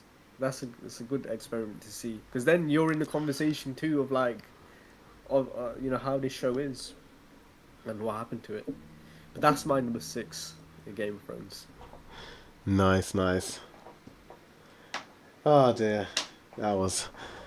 It is what it is for Game of Thrones. But my number six, I don't think you would expect this one actually. It's actually SpongeBob SquarePants. No, I did not expect SpongeBob SquarePants on here. Okay. But I agree. Yeah. I agree with you. It should be on here. Yeah, but it deserves to be here. I mean, I think we all know that the first three seasons and the movie are like peak SpongeBob. That's when it was at its peak in terms of writing and humor and even the animation. I liked that era of SpongeBob. Even as a kid, after the movie came out, the new season 4 came out after that film, and even back then I was like, ooh, I don't like the way it looks now. I don't like the writing, I don't like the voices, I don't like anything anymore.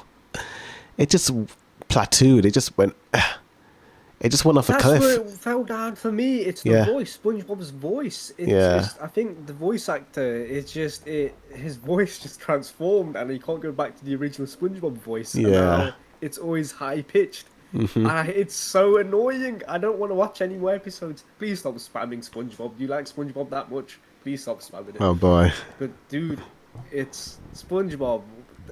What a funny show for the first few seasons. It's so hilarious, so funny. And then yeah, after the movie, it goes downhill. Just the voice, Krabby Patties, man. Now I want to eat a burger. Thank you, dude. The movie did feel like a good send off. That movie was so hilarious, Yeah. so funny, dude. Yeah, that movie was so Man. good. It should.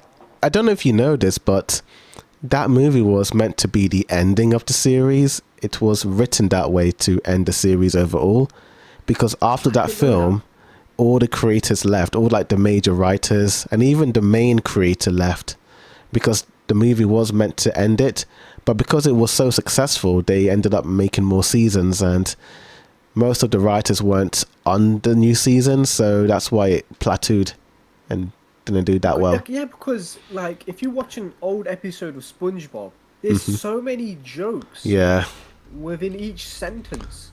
Now, if you watch a new episode of SpongeBob, you have to wait till the end of the show for a good joke. yep, It's badly written. It's so poor. yeah. It's It's a It is a bad. cash grab now. Yes, Cat. It is a cash grab now. It's awful what they've done to that franchise, man. It's bad. Yeah, I get My- depressed thinking about it. Anyway, what's your number? Yeah, my favorite Fifth. SpongeBob Oh, yeah. episode is the one where he gets stuck in that city. Oh, that's in season It's a bit of, 1. like- That's season yeah, it's a 1. bit of like, it's a bit scary, that episode. It's pretty cool. You're like, oh no, SpongeBob's in hell. How does he escape? forgot Peace what- out, Iconixus. There's. But dude, yeah, that. And then the games, SpongeBob had good games back then as well, like The Curse of Bikini Bottom, Oh yeah, um, and there's others as well. there was one on the PS1 that I Uh, played as a kid. Type in SpongeBob. Was it season one? Trapped in a city. Because he's coming back from the fair, right? Yeah, And then Patrick leaves and there's so good. There's so many good episodes of SpongeBob, dude. yeah. They've. It's called Rock Yeah, Bottom. That's Curse it. of Bikini Bottom. Rock Bottom. Oh yeah, Trapped on the Bikini Bottom. Yeah. I've played the Revenge of the Flying Dutchman on PS2, so that's a PS2 game, and I think there was another PS2 game for SpongeBob. SpongeBob was so great, and you can easily make an argument for Simpsons as well, right? Because they kind of in a similar boat. But that's probably spoilers. That probably is on your list as well, I Yeah, I was believe, gonna say. but not Yeah. not on mine. Not on my list because I haven't watched Simpsons in a long time. But to give Simpsons its credit, it is still funny. Like I it heard it. has I a heard lot the of new episodes. episodes are pretty good, but I never dive into it. But we'll talk about that That's later. cool. Yeah, of course, of course. But So yeah. my number five, we are shifting towards video games now, Okay. and it's an indie game, so it is a small developers like a small development team, Mhm. but the promotion for it and the hype around it was too massive. Where when that game released, it was dead on arrival, Oh and dear. that is No Man's Sky. No No Man's Man's Sky Sky. is a space game where you can fly to different planets, and this is how they sold it. You can fly to different planets, and you can interact with different people if you. But the world is so massive, so you're not. It's likely that you're not going to run into different players, but it is possible to run into different players. That's how they sold us. But it turns out, when this game came out, it was filled with bugs. You couldn't meet any players if you're playing in the game. Even if you there's the 1% chance you land on the same planet, you're not gonna run into each other because it's not that type of game that was made. It was a single player game, and when this game came out, it was hated on, and dude, it's stupid. What a game that should have never been that hyped up to be. But funnily enough, they did fix it. They did fix this game, so everything they did mention during like the release of this game and like during like the build up, the promotion for it, they eventually years later did fix this game where it has those promises that he's uh, like you run into different people and all this stuff that those are in the game now. But it's just that initial release date, that first few weeks when the game came out, and nothing what was promised was in this game. Damn, that sounds And disappointing. yeah, yeah, just there are. It is a frustrating pattern where they lie just to sell the game, and then you purchase it digitally, and you can't sell it. Then what can you do? Just yeah. So that would be number five, and this was like the most one of the most talked about games at that time of just being sold a lie essentially. But thankfully they did turn it around, and I think that's what's important about video games because eventually you can turn it around, you can fix it, but there are some games you can't fix, and it's doomed to fail. But that is number five on my list, which is a video game, No Man's Sky. Visually, it looks interesting by the posters, but damn.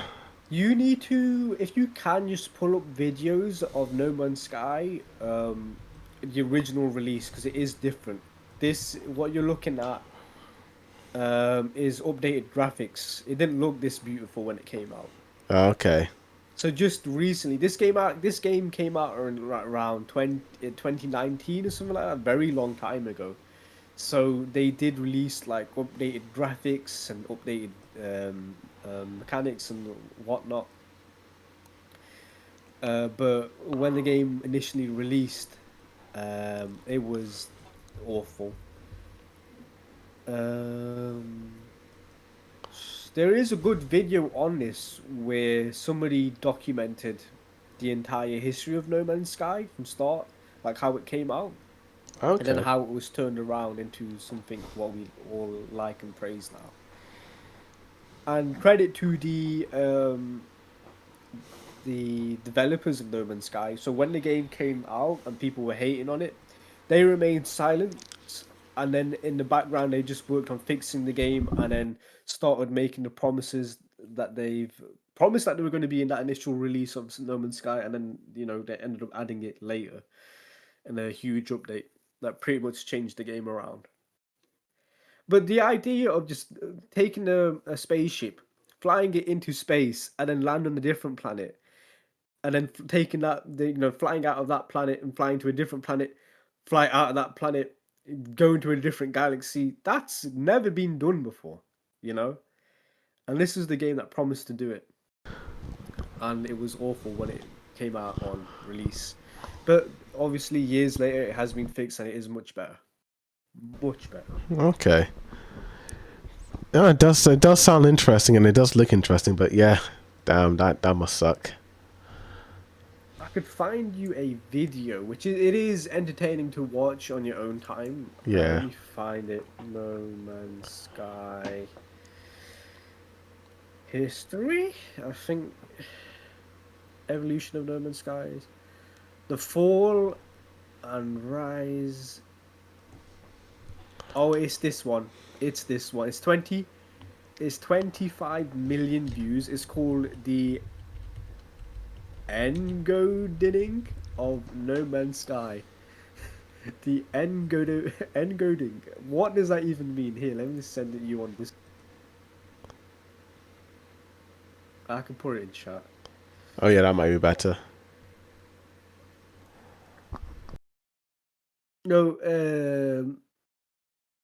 no, I don't think. I don't think the actual. I put a link in the chat. You can click on that. Uh, yeah. No, the YouTube.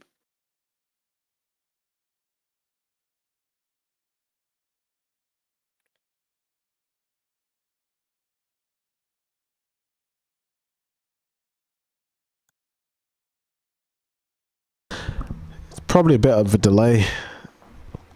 I'll have to see it later. Yeah.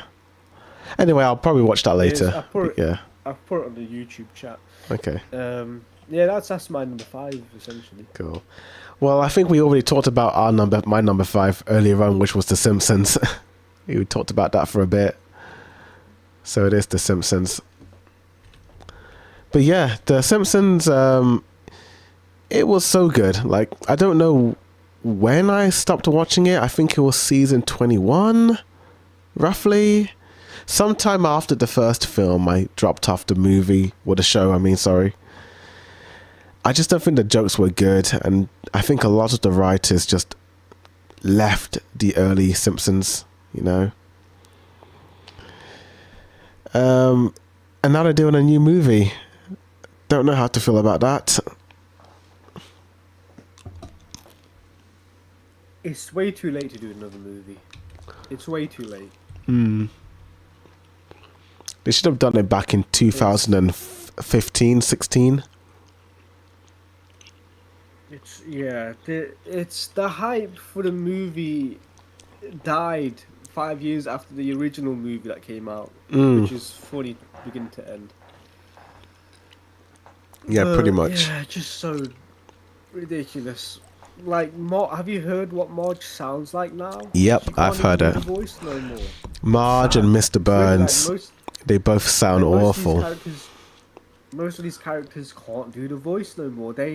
I think what they should do for this movie is give new voice actors a chance. Mm-hmm.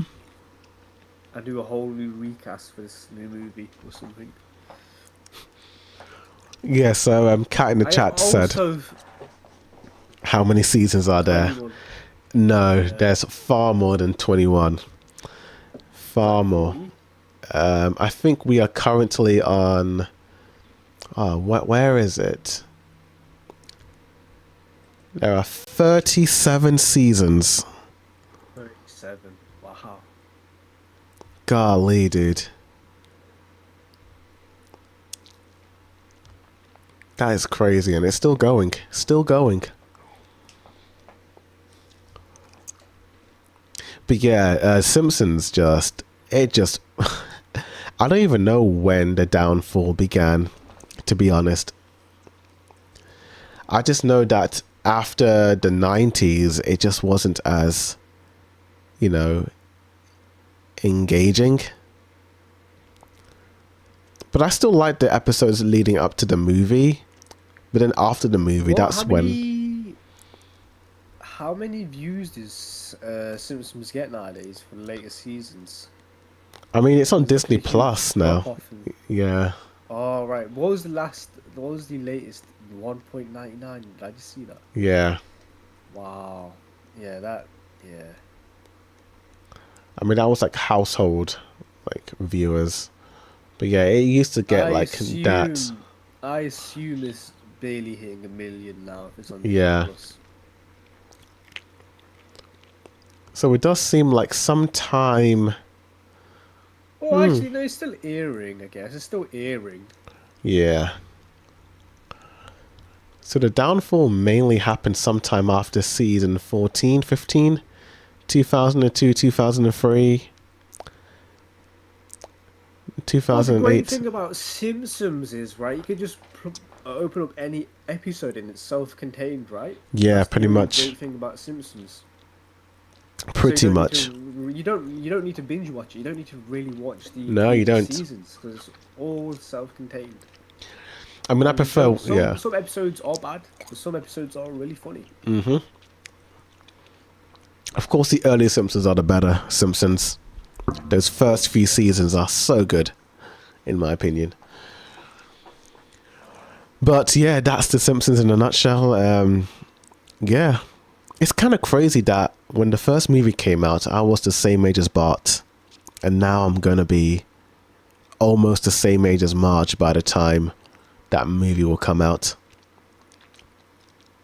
The second one. That's crazy. It's crazy. Anyway, There oh was an episode. There was an episode in a season finale where Bart turns 11 or 12 or whatever. yeah, Was that a real thing? yeah.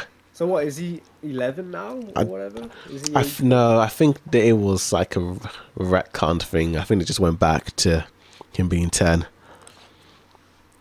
It was just like a special episode, you know. Because if Bart's 11, then Lisa will have to be 9, and then Maggie gets older, and it's like, nah. They're all the same age, you know. Fair enough, fair enough. Alright, what my episode, Number 4. my list now, number 4, is another video game. It is Cyberpunk 2077. Oh, okay. And this game had much more hype than No Man's Sky.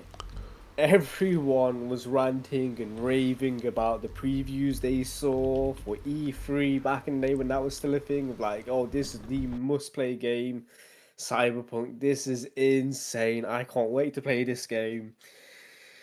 And we're so close and near to the release date, and then it was delayed because they needed more time to work on the game just to sort out some nuts and bolts. But people were so disappointed that the game was delayed, I believe, by a month or something like that. But it's fine. You know, we can't wait. Keanu Reeves is in this game as well. It's this massive open world role playing game. The same people that made The Witcher games. It was like nothing could go wrong with this game. It's going to come out like a masterpiece. It's cyberpunk. It's set in the distant future, and you get robotic arms. And what happened when that game came out? It was a buggy mess. It Oh was dear, broken. that sounds bad. This game wasn't near finished. This game needed more delays, more time to like fix it. But the developers who make these games, the publisher were like forced to release it because of the shareholders. Because you know when you delay a game, you lose some stock, and the shareholders like, oh no, this isn't good. We need, we want this out now. And they're like, okay, all right. So it was more of a political thing on the backside of things when they released this game. When this game came out, it it, it was such a buggy mess. So many filled with bugs, so many quests breaking.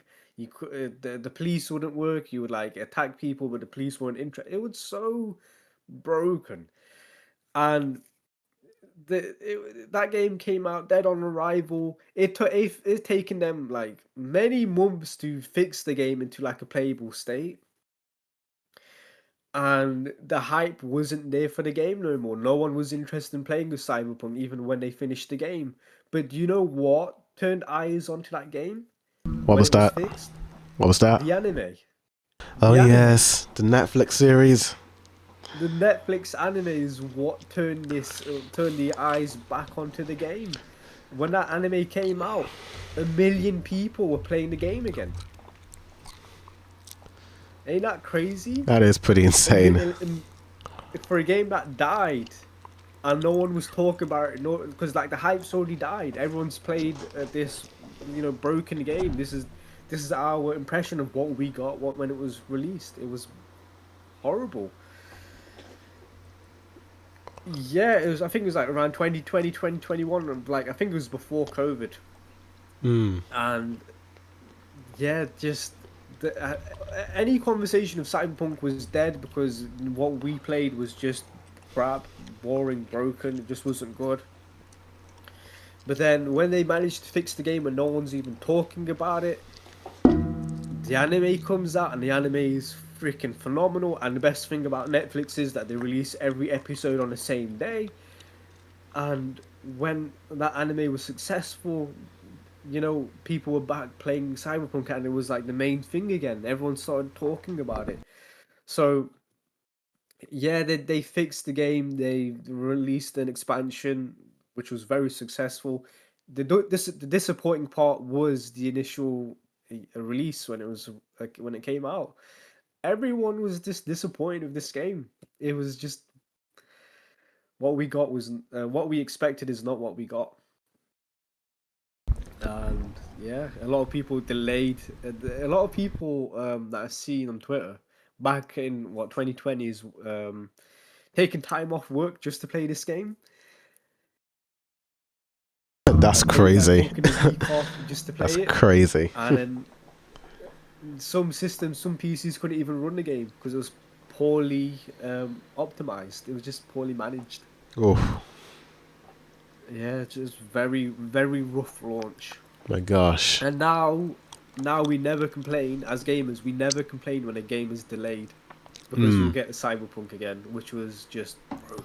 Yeah. And I'm sure you could find many videos on Cyberpunk 2077. Oh of, yeah. like, the history of it, of like when it came out and what we got. Oh yeah, most definitely. Yeah. I've heard of this game long before the anime came out. So yeah. Damn. It's kind of like a Game of Thrones situation, kind of, but they did, fix it. Because with video games, you can't fix it. You can't change it around. Except this one game that is number one on my list. Oh dear.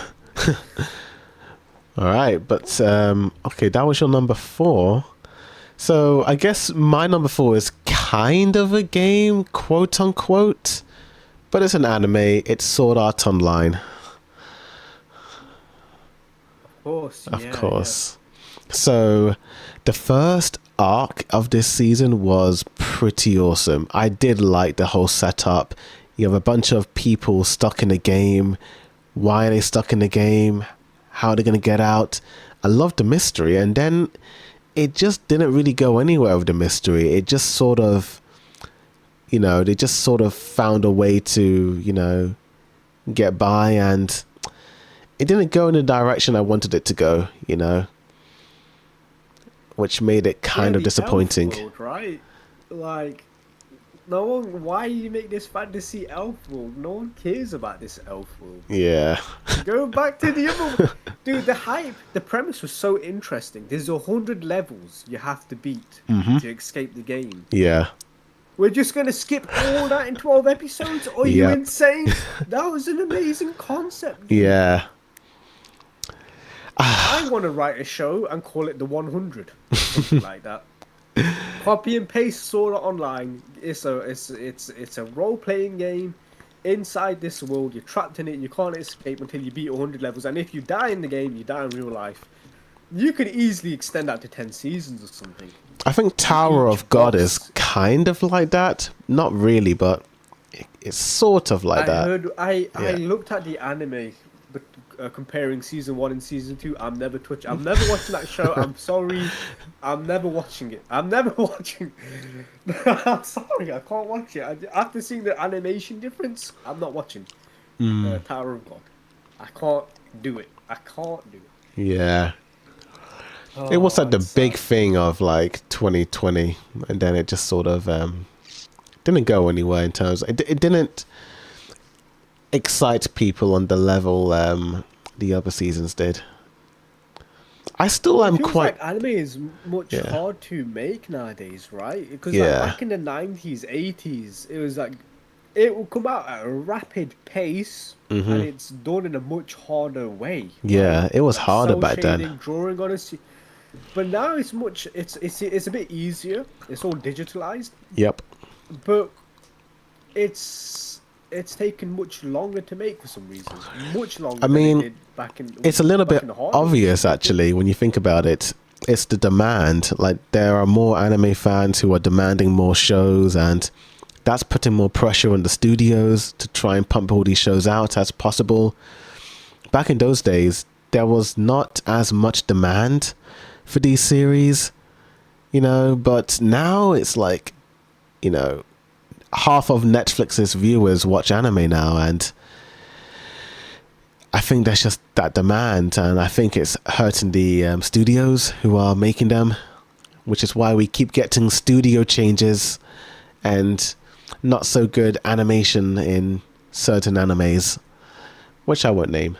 But that's their fault then for taking too much demand when they didn't need to, right? Yeah, it is there. Yeah, yep, I agree. I mean, to be honest, these studios need to make money. They need to pay the bills, so That's they're also gonna true. take on That is what they also can. true, You know, yeah. it's like they're like a freelancer. You know, they just wait for the job. They wait for the job. They wait for the job. They get a job, and then they're like, let's just do it. You know. So, yeah, it's unfortunate, but I think that's just reality. And plus, Blu-ray sales. I mean, Blu-rays used to be a big source of revenue for these studios and DVDs, but now people watch stuff on Crunchyroll and they don't really get the same amount of revenue that they used to get. So that also hurts the industry. It's a mix of everything, in my opinion. Yeah, I agree. Yeah. But Sword Art Online, going back to that, yeah, the story wasn't good, but at least the animation was pretty awesome. I think beyond season 2, The animation was amazing. it really does. Like season 3, oh my goodness, the fights were so good. It was like peak. That show fell off. I didn't watch the series beyond season 1. I didn't watch the spin-off. I didn't watch Gun Art. I like the Online or gun whatever it's arc, called, eh? Gun Gale, the second season. That was pretty interesting. I like that. It had some wicked openings though. Like the theme songs were so good and catchy. Yeah, very good opening. Yeah. Another Lisa classic. Like all of them were Yeah, good. I know somebody in chat said it's almost impossible to make the reasoning behind mystery satisfying for most readers, and I think that was a reply to me saying they could have extended it for 10 seasons because it's Yeah. levels. But you could easily do twists like there's characters you meet different characters, and because it's a long series, you could just easily kill off people that you don't care, you know? Oh yeah, you can't do Just that. kill them off. Just kill them off. And then when you progress that level, there's already people there. And then, you know, just there's new characters you're introduced with, and then you can hang around with those characters. And then they could potentially die or whatnot, or they progress without you, or you can have some twists and turns and whatnot. Yeah, there's so much stuff you could have done in that series, but they just sped through it. Yeah, it's unfortunate. But yeah, that's my number 4. Now it's the big top 3. Oh, here we go. Here we go. It's going to be interesting. So, what is your number 3? My number 3 is, I think it's the only one of this media on here, and it's a manga, Okay. and it's Boruto. Oh, Boruto. I'm sorry, but that art style is not for me. I Yeah. love the show, I love the series, I love the characters. I can't. I just can't. You know, the uh, the character styles, the art style is just not. It's just not for me. Yeah, it's a very Blair style, you know. It's not fun to look at, you know. I wish they kept Kishimoto's style, but it's the new artist. I think his name is, what is his name? Don't even know his name. But the new artist does not do a good job on the faces. The faces are too pudgy, they're too round. They're not as angular as Kishimoto style, and it's just not as visually appealing. I do get that. What about the story? I'm guessing you don't like the story? I don't know anything about the Boruto story. Oh, damn. I'm not up to date with any of it. I don't watch the anime. To be fair to the anime still kept the original Naruto style Yeah. artwork and whatnot. Pretty much. But I've not watched it. I didn't watch it because the first few episodes had a filler. It's a filler, completely filler. It's so why? What was the reason? Why are we? It's just whatever. Not just the first episode, the whole arc. The first 30 episodes are filler. 30 episode. Why am I? gonna Yeah, watch it? it's Why? they name it anime canon, but it doesn't happen in the manga. Yeah, it's not good. It's not good at all. Yeah, the Boruto series, I like the writing at times, but it's not. It's a bit weird. It's very weird. But Yeah, that's yeah. you know, I can't say much about Boruto because I've not read it, but the biggest barrier for me at the moment is the artwork, and I can't get over it. I can't get over the character designs. That's why it's my biggest disappointment for a franchise that I love, which is Naruto. I can't get past that artwork. That Boruto artwork is just hideous. Dude. I can't break that barrier. I can't do it. Yeah, it's quite tough to look at. Might have to get off some of that. But yeah, yeah, that's Boruto. What is my number 3? My number 3 is the MCU. Oh, interesting. Yeah, dude. I should have had that on my list. Yeah. So of course, I think we talked about the MCU to death, but yep, it was on a high between 2017, 2018 and 2019, and I think it was still on a high in my opinion even after that. I did like the direction it was going at first, but then Doctor Strange in the Multiverse of Madness happened in 2022 and it just fell off a cliff, you know. And it just never came back from it, you know. It just kept going further and further down the hill, down the cliff, you know, to the point where I haven't even watched any of the new shows. I don't even know what's going on. You know, Riri Williams is Ironheart. Haven't seen that. Haven't seen She-Hulk. Haven't seen Loki season 2. Haven't seen, what's that show called? Echo. Not seen that. Echo. I haven't finished Moon Knight. Yeah, I just got burnt too many times with the TV shows. I thought they were pretty boring and bad, in my opinion.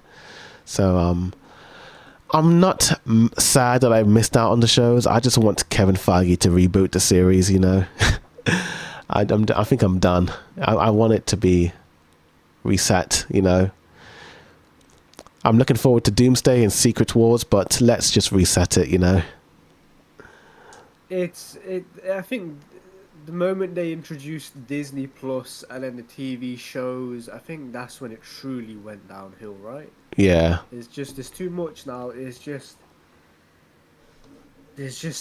like too much to consume where we just don't want anymore. Like, stop force feeding us this food. Yeah. I like the Loki show. Boy Dude has not seen it. I saw season 1. Didn't really like the first few episodes, but the finale was good. Yeah, season 2, the way it all ties in together, I think you need to watch it before Doomsday, because I think it will tie into that personally. It's very good. Season 2 of Loki is very good. Okay. But I mean,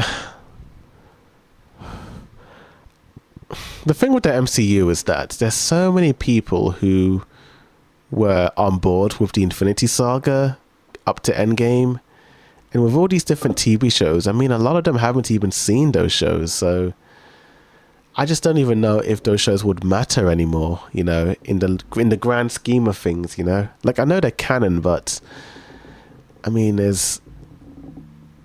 I don't know, characters like She-Hulk and Moon Knight gonna be a big part of Doomsday? Yeah, like, why show these TV shows if you're not gonna have it in the massive films, right? Because that was the big problem. That was the problem with Doctor Strange too. A lot of people never saw those shows because who wants to pay more money for Disney Plus? You know, they didn't watch those shows, and they went into that movie confused by Wanda's character change. I think doing that, Yes. yeah. I think because the MCU was just all movies and people understood that, okay, I watched this movie this day and that movie that day, you know, it was movie, Even but Elizabeth Olsen was confused by that character change. She's like, wait, I'm playing a bad person here? Yeah. She was confused as well. She didn't even watch the Disney show.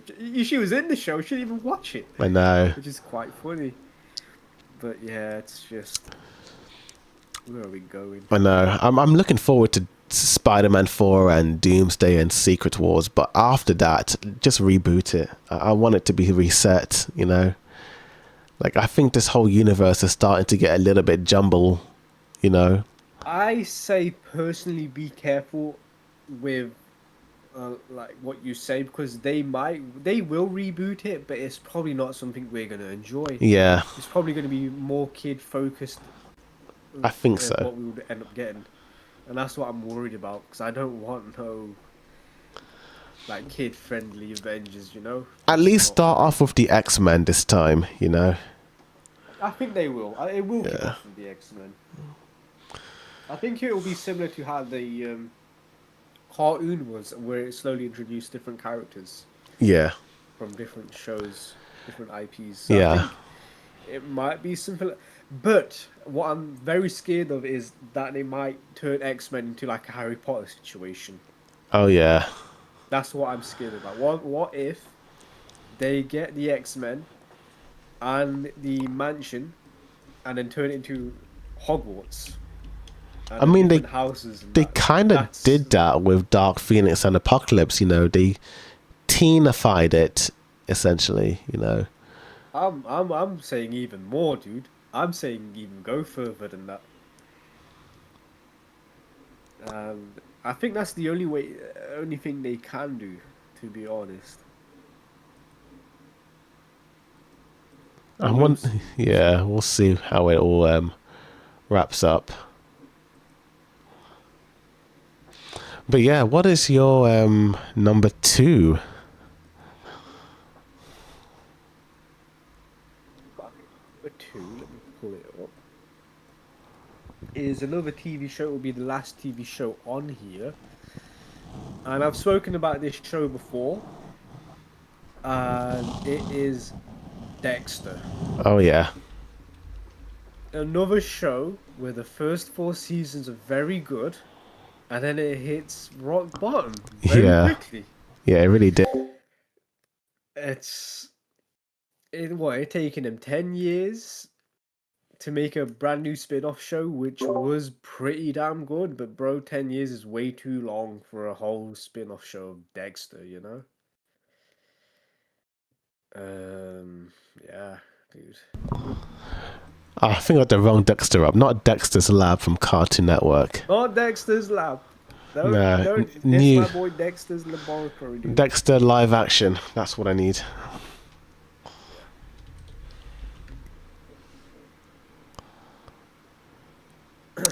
Yep. Oh dear. Dexter TV show. live Yeah. action. I think that pop up. But yeah, Dexter first 4 seasons. I'll sing its praise every single time. This fourth season is a masterpiece, dude. A masterpiece. A game of cat and mouse between two serial killers. And when we get to season 5, is just that. And the reason why shows go bad is because the show writers or showrunners, they leave the project. They work on different things, and that's what happened with Dexter. It didn't have the same team, didn't have the same staff. It went downhill, and then it left in a state where it wasn't memorable, and no one was talking about it. No one cared about it. It was very sad.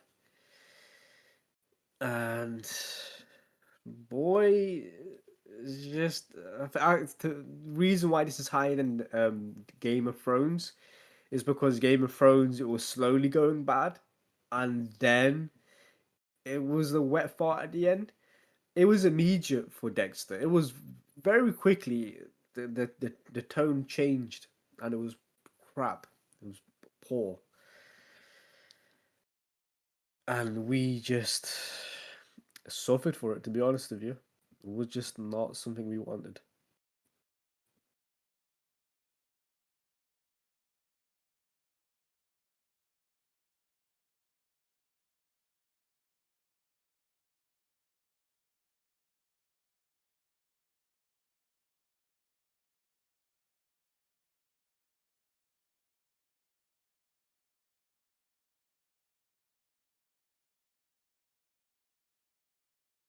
Yeah, that meme, because of the spin-off series, Cat, Dexter has come back.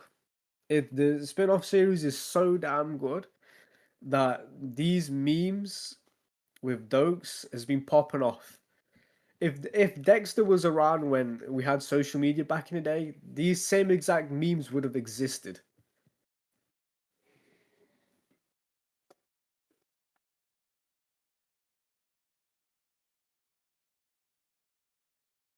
Because the why did they leave leave notes for next ones? It's probably because they're working on their own projects. But these spin-off series that have come out, Dexter New Origin, Dexter New Blood, I don't know, and Dexter's Resurrection, the showrunners for those shows have come back, and it's so damn good. If they leave again, it's gonna go downhill again.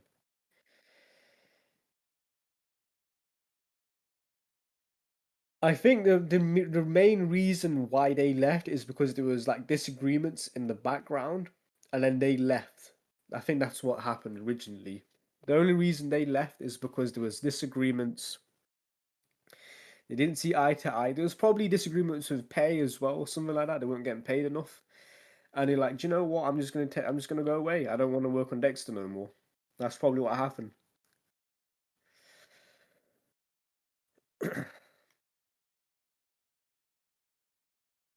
Hi, can you hear me?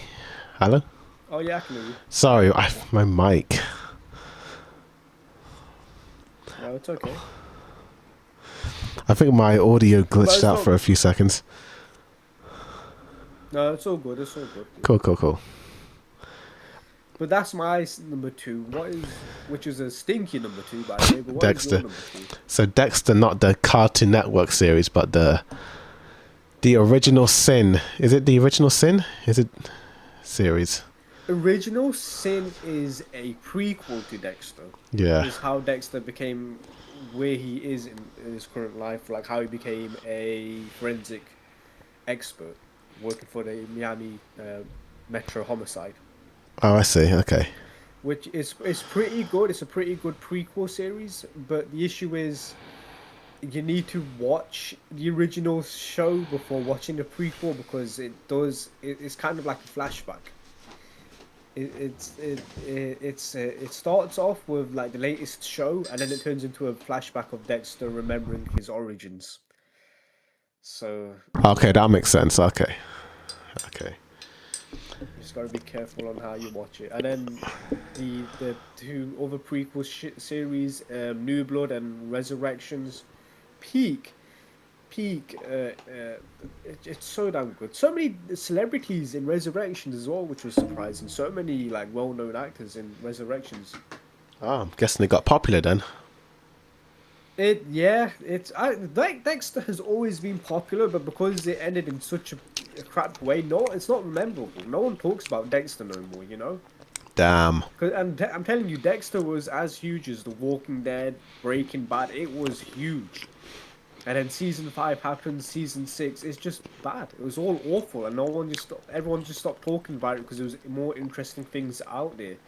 But 10 years later, because of how good the spin-off series were, it's all come back full circle. Like those Dokes memes, you know, the black dude where he's like a detective and he's looking at you. Yeah. You've definitely seen it. I've seen it. That's from like the early series of Dexter.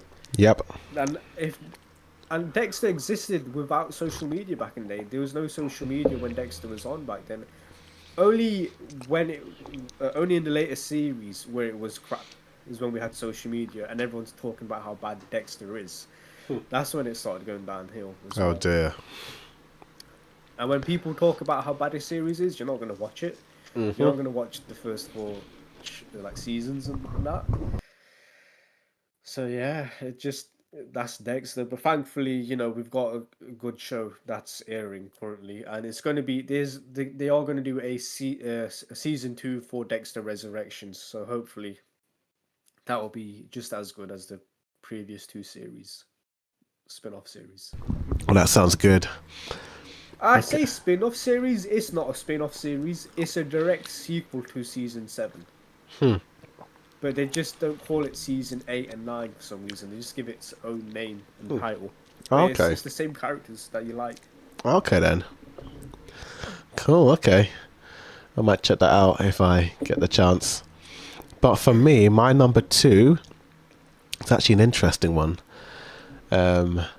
It's actually Doctor Who. Do. Yep. Yeah, it's no surprise it's Doctor Who. I mean, so of course the revival era, which began in 2005, I watched that, and then of course I loved it, and Christopher Eccleston and David Tennant's eras were so great. It was so great. And then David Tennant ended, and then Matt Smith came along, and I remember people were like, who is this new kid? Will he surpass David Tennant? Is it going to be good? And it actually was. Like the first Matt Smith season, you know, it was pretty good. I enjoyed it. Then the season 6, the second Matt Smith season, again, pretty good. The twist was awesome. But then something happened towards the end of that season and the beginning of the new one where I just felt the writing started to kind of dip. Sometime where Amy and Rory left. It might have been season 7. I think. Right. That's when I kind of started to feel like, it's not really doing it for me. But then Clara came along, and then her whole storyline with the Impossible Girl was interesting at first, but then that didn't go anywhere, and I didn't like it. And then, of course, the specials happened, which were pretty good, and then Smith left, and then Capaldi came on, and I thought that season was okay for what it was. And then it went downhill after that, and then I didn't like it. It just, man. It didn't hit the same. It just, there was that 2-parter opening with Davros, I think. that was the last time I somewhat enjoyed a Doctor Who episode, and that was back in season 9. And yeah, that was just, ugh. It just didn't hit the same afterwards, you know. I ended up dropping the show, then I picked it back up when I heard what happened to Clara. And then I dropped it again, and then I picked it back up, and then I dropped it again, and then I just never returned, you know. Never returned. And I don't regret it because it doesn't sound interesting, you know.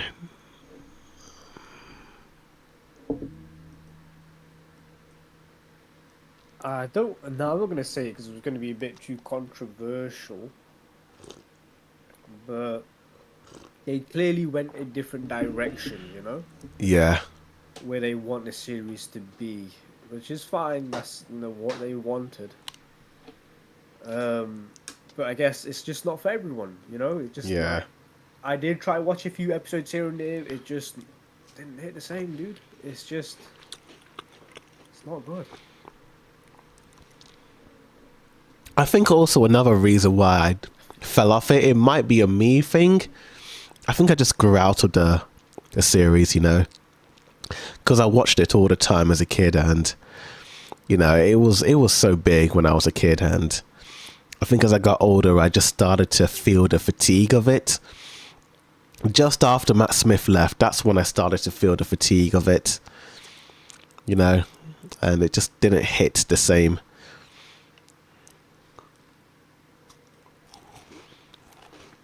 But yeah, that's my number 2. So then, what's your number 1 then? My number 1 is a video game. I did have the video game, the trilogy of it, on my top 10 list. I did gloss over how great it was, which was really dumb of me. But I don't know if you remember, but on my top 10 video game list, I had a series on there called Mass Effect, the Mass Effect trilogy. Oh yeah. And I just want to state the importance of the trilogy before I talk about number 1 on my disappointing list, right? So the Mass Effect trilogy, it's 3 different games, but each outcome of those single games, they tie into the sequel. So all your character choices that you've made, all your sacrifices, all the people that you recruit, they will be a part of your journey for the second game. And then same consequences of what happened in the second game, they carry over to your third game. It is a legendary series. It's consistent in its theme, and then the enemies, and what a massive sci-fi epic Mass Effect is. And after Mass Effect 3 ended, what's next, right? This is an end of this legendary series. What is next for this franchise? We want more. They announced this series called Mass Effect Andromeda. And Mass Effect Andromeda is coming out on the next gen consoles, which is PS4, Xbox One. This isn't going to be on the PS3, which is what the Mass Effect trilogy was based on. This is a whole new engine, a whole new epic with different characters, different side characters, side plot, main plot, whatever. It's a whole new galaxy. It's a whole new epic you're going to enjoy on this new console generation. Dude, out of hype, I bought the Ultimate Edition, which was like 70 quid, which was, insane money at that time because I was still in college and that. And I think this is probably where me and you probably would have like met during that time as well. Yeah, But I think this game so. came out. But bro, this came out. So nothing in my life has ever made me disappointed as Mass Effect Andromeda. Um, Oh that dear. came out in a worse state than any other of the games that I've mentioned, and they've never fixed it. They never went back because you know how I said like with video games you can go back and fix it. Yeah. They didn't with this game. It's the engine that they used this game on. So on Google, type in Mass Effect Andromeda bugs Okay. if you can. So when this game was made, it was based off a first-person shooter engine, and a first-person shooter, obviously, it's like a first-person perspective. Those type of games, they've made the engine for those games for this series, Mass Effect Andromeda, and it came out in a buggy state, and they can't fix it because of how janky it is. And it's just, even to this day, I've never finished it. I've never gotten past the opening sequence because of how janky it is. It was a huge disappointment. It's awful. Oh man. It's, yeah, you can see it here. Yeah, it's so like the character. Yeah, Yeah, it looks kind of weird. and we've not gotten a single Mass Effect game since because of how poor this game was. Oh dear. Yeah, it came out 8 years ago. 8 years going forward. Look and at we this still haven't got a dude. Mass Effect game. And it's probably for Wait the till you see best. the. What a sad way No, to- no, no, no.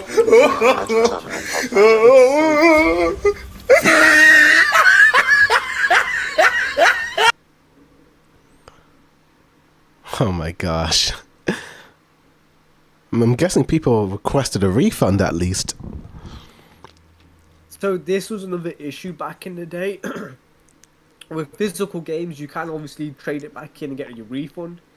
Digital games, if you buy a digital game and you play it, it doesn't give you refunds. They don't give you refunds. So I wasted 70 quid on this game. Oh, Never played it. I didn't even play it. I did play bits of it, but I never beat it. Because of how golly. crap this game is. Just shocking, top to bottom, dude. Yeah. Yeah, it looks pretty bad. The only game to get a refund from my, from what I know, is Cyberpunk 2077, because that game had a bigger demand. But with Mass Effect, what the hell is that talking? Mass Effect Andromeda is only for the Mass Effect fans who've played the original trilogy. Cyberpunk was its own unique thing. So there's nothing before it, so anyone new can jump in and play it. And when that game came out and it was a buggy mess, for the first time ever, PlayStation gave refunds out for the game because there was so much demand for it, and they removed it from its digital store, so you can't even buy Cyberpunk 2077 for like a few months until they fixed it. Mass Effect Andromeda, they weren't too kind with it. They didn't offer refunds, so you're stuck with that disappointment. There's no escaping it. It's yeah, this is the very first time where I'm like, wow, this sucks. I've wasted Gosh. £70 because I was excited for this game. I can't wait to like play these characters and like explore this world. It was whack. It was so bad. Oh dear. Yeah, it doesn't look. Yikes. Yeah, I'm happy I never bought this back in those days when I played games. So yeah. Thankfully, though, I will say they did recently, like a couple of years ago, they did remaster the original trilogy, Mass Effect trilogy, and that is phenomenal. If anyone's still interested in the Mass Effect series, just play the original trilogy that they remastered. It's so good on current consoles. Yeah, this is my stinking number one, Mass Effect Andromeda. Nice. Well, I think our number one, we talked about it already, but I'll bring it back up. My number one, no surprise, Game of Thrones. I mean, Wow, I didn't. Yeah, okay. I mean, All right, yeah. I can't. I mean, to be honest, I did have some honorable mentions. I think I had like a book series called Zombie on here by Darren Shan, and Yes, yeah. I had I think the 28 Days latest film series as well is another honorable mentions. On the list. Yeah. But I think Game of Thrones is number one for me. I mean, of all the things that really fell off. I've never ever seen a show where people highly praise it and it wins awards, and I love it as well, just fall down a cliff. And I think I know where it started to go downhill for me, at the very least.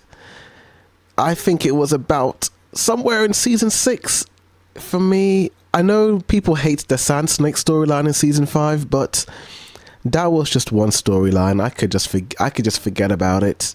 Yeah, the season 5. You can easily ignore Sand Snakes, right? Yeah. Just focus about the other epic stuff that's going on. Yeah, pretty much. But for me, season 6 there were so many weird, like, just, it didn't feel as tightly written anymore. And I just think season 7, even though season 6 had issues, I still forgave it because the final 2 episodes were pretty good, in my opinion. Right, the Battle of the Bastards, right? Yeah. That's what kind of saved it. In my opinion, yeah. And even the Bran storyline was amazing, you know. The Three-Eyed Raven and what he was doing, that was amazing. I loved that, you know. So many moments where they were about to reunite with their families and it just doesn't happen. Mm-hmm. Yeah. But then season 7 comes along, and that's when it just, it just didn't become what it, you know. I don't know what it is with season 7 and 8, but they almost, there are times in the writing where it feels like a parody, where they would reference things that the audience would like laugh at, you know, like, you get it. You know, the Gendry scene when Davros meets Gendry for the first time again. And it's like, I thought you were still rowing. And then Gendry starts to laugh. It felt like a wink to the audience. Like, hey, I was still rowing in season 3, and, you know, yeah. And then there was... Yeah. Then there was like I hated the Jon Snow short jokes, because for the majority of that season, for the show, no one made any remarks about his height. It was like whatever, but why is it now that people are making fun of his height? Well, it's because of the fandom, because Jon had an interaction with a couple of people not Jon, Kit Harington. He had interactions with fans where they were saying that he is shorter than they expected him to be, and I think D&D just took that on board and wrote that into the story. It just felt kind of weird. Like, it felt like a dig at Kit Harington, you know, than it being part of the story, you know. Never noticed that before. That is weird, yeah. And then there's the Ed Sheeran cameo, which, what the that was strange. Completely took me out of it. And then, like, the whole Night Dragon being in, oh gosh, you know, towards the end of season 7, where, it's just bad. It's not good. I think season 7, I think I disliked that season more than season 8, in my opinion. But season 8 is still bad. It's just that I think the spectacle of season 8 is just a little bit higher, in my opinion, than season 7. Even though the writing is also kind of bad. I do like the idea of the ending. And the moment where Daenerys turned evil out of nowhere. Just something just snapped randomly and then she's a bad person. Honestly, dude, I think if they had fleshed that whole arc out, it could have been great, in my opinion. I think it could have gone somewhere if they had spent a bit more time on it. Unboxing with RG says, you guys are still streaming. This is nothing. We've streamed for like 4 hours before. This is literally nothing. He's like, you guys are still streaming? Nah, this is nothing. Yeah, we usually do this for like multiple hours. Yeah. But yeah, I mean, we've talked about this too many times. It's disappointing. It's kind of hard to look back on the show, you know? Yeah.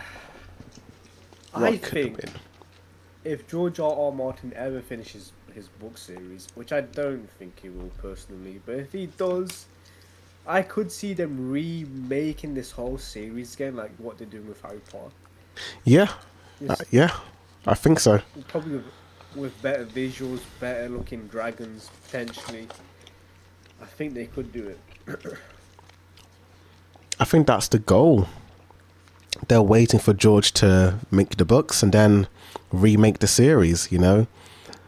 But I don't think he will because he's got his hands in so many different projects. Yeah. Like he worked on the Elden Ring games, or just a singular game. He worked on the Elden Ring game. He was part of that, and then he's got his hands in other different games and projects. So he's too busy and occupied at the moment to even go back to writing his books. Obviously, writing a book isn't easy because it takes creativity, and you don't want to rush anything; it will be bad. And that's why we've got so many amazing books before him because it takes time to come up with creativity. I'm not sure about the DLC, to be honest with you. Just the base game and its world building and characters. And oh, do you think with David and Dan, right? Because they wanted to speed this up Yeah. and they wanted to work on because they wanted to work on the stock. What are they doing nowadays? I've not heard. I heard that he did like a Netflix show. I don't know. David and Dan, Benioff and Weiss. What are they doing? What are David and Dan doing now? Okay, they've been working on there are showrunners for this show called Free Body Problem, Death by Lightning. They're doing some things here and there, but nothing that I've really heard of. I mean, it's a far cry from the potential Star Wars opportunity that we're going to get. But obviously, yeah.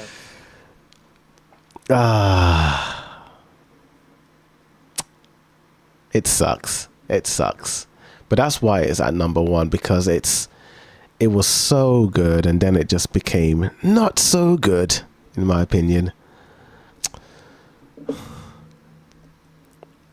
But hey, if they remake it, I'll be here and watch it, you know, whenever they do.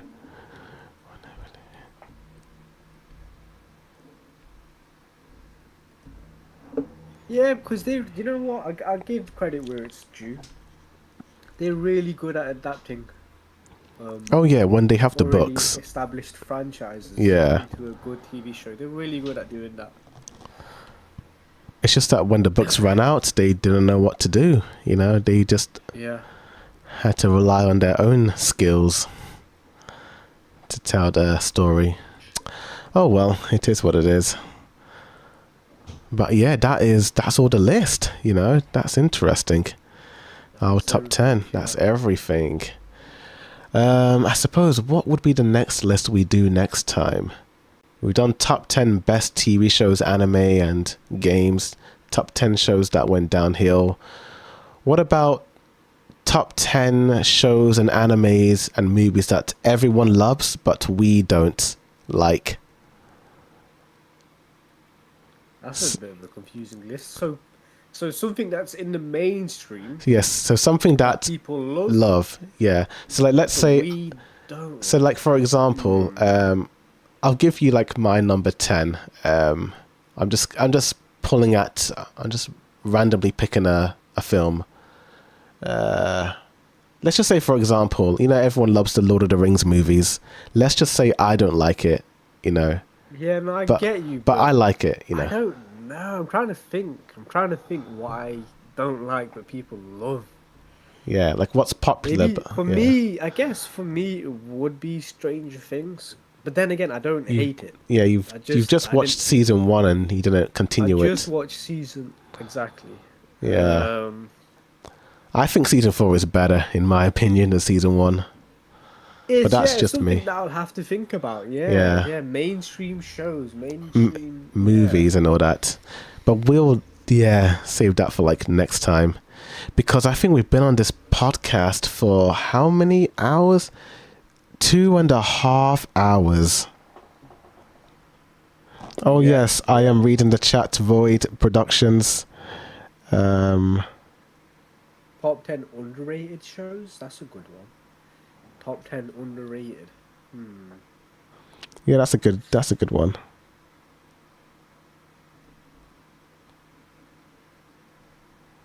Cat, no, Lord of the Rings is not part of Game of Thrones universe.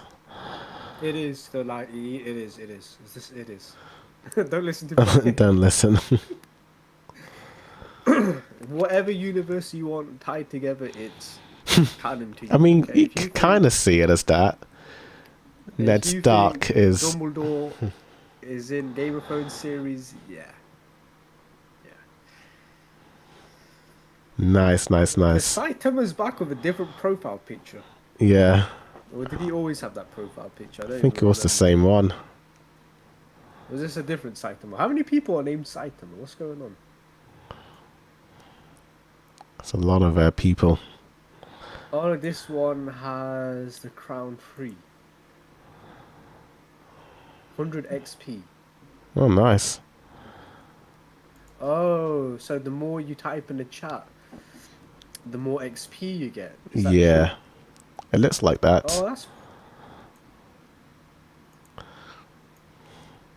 Oh, that's pretty cool.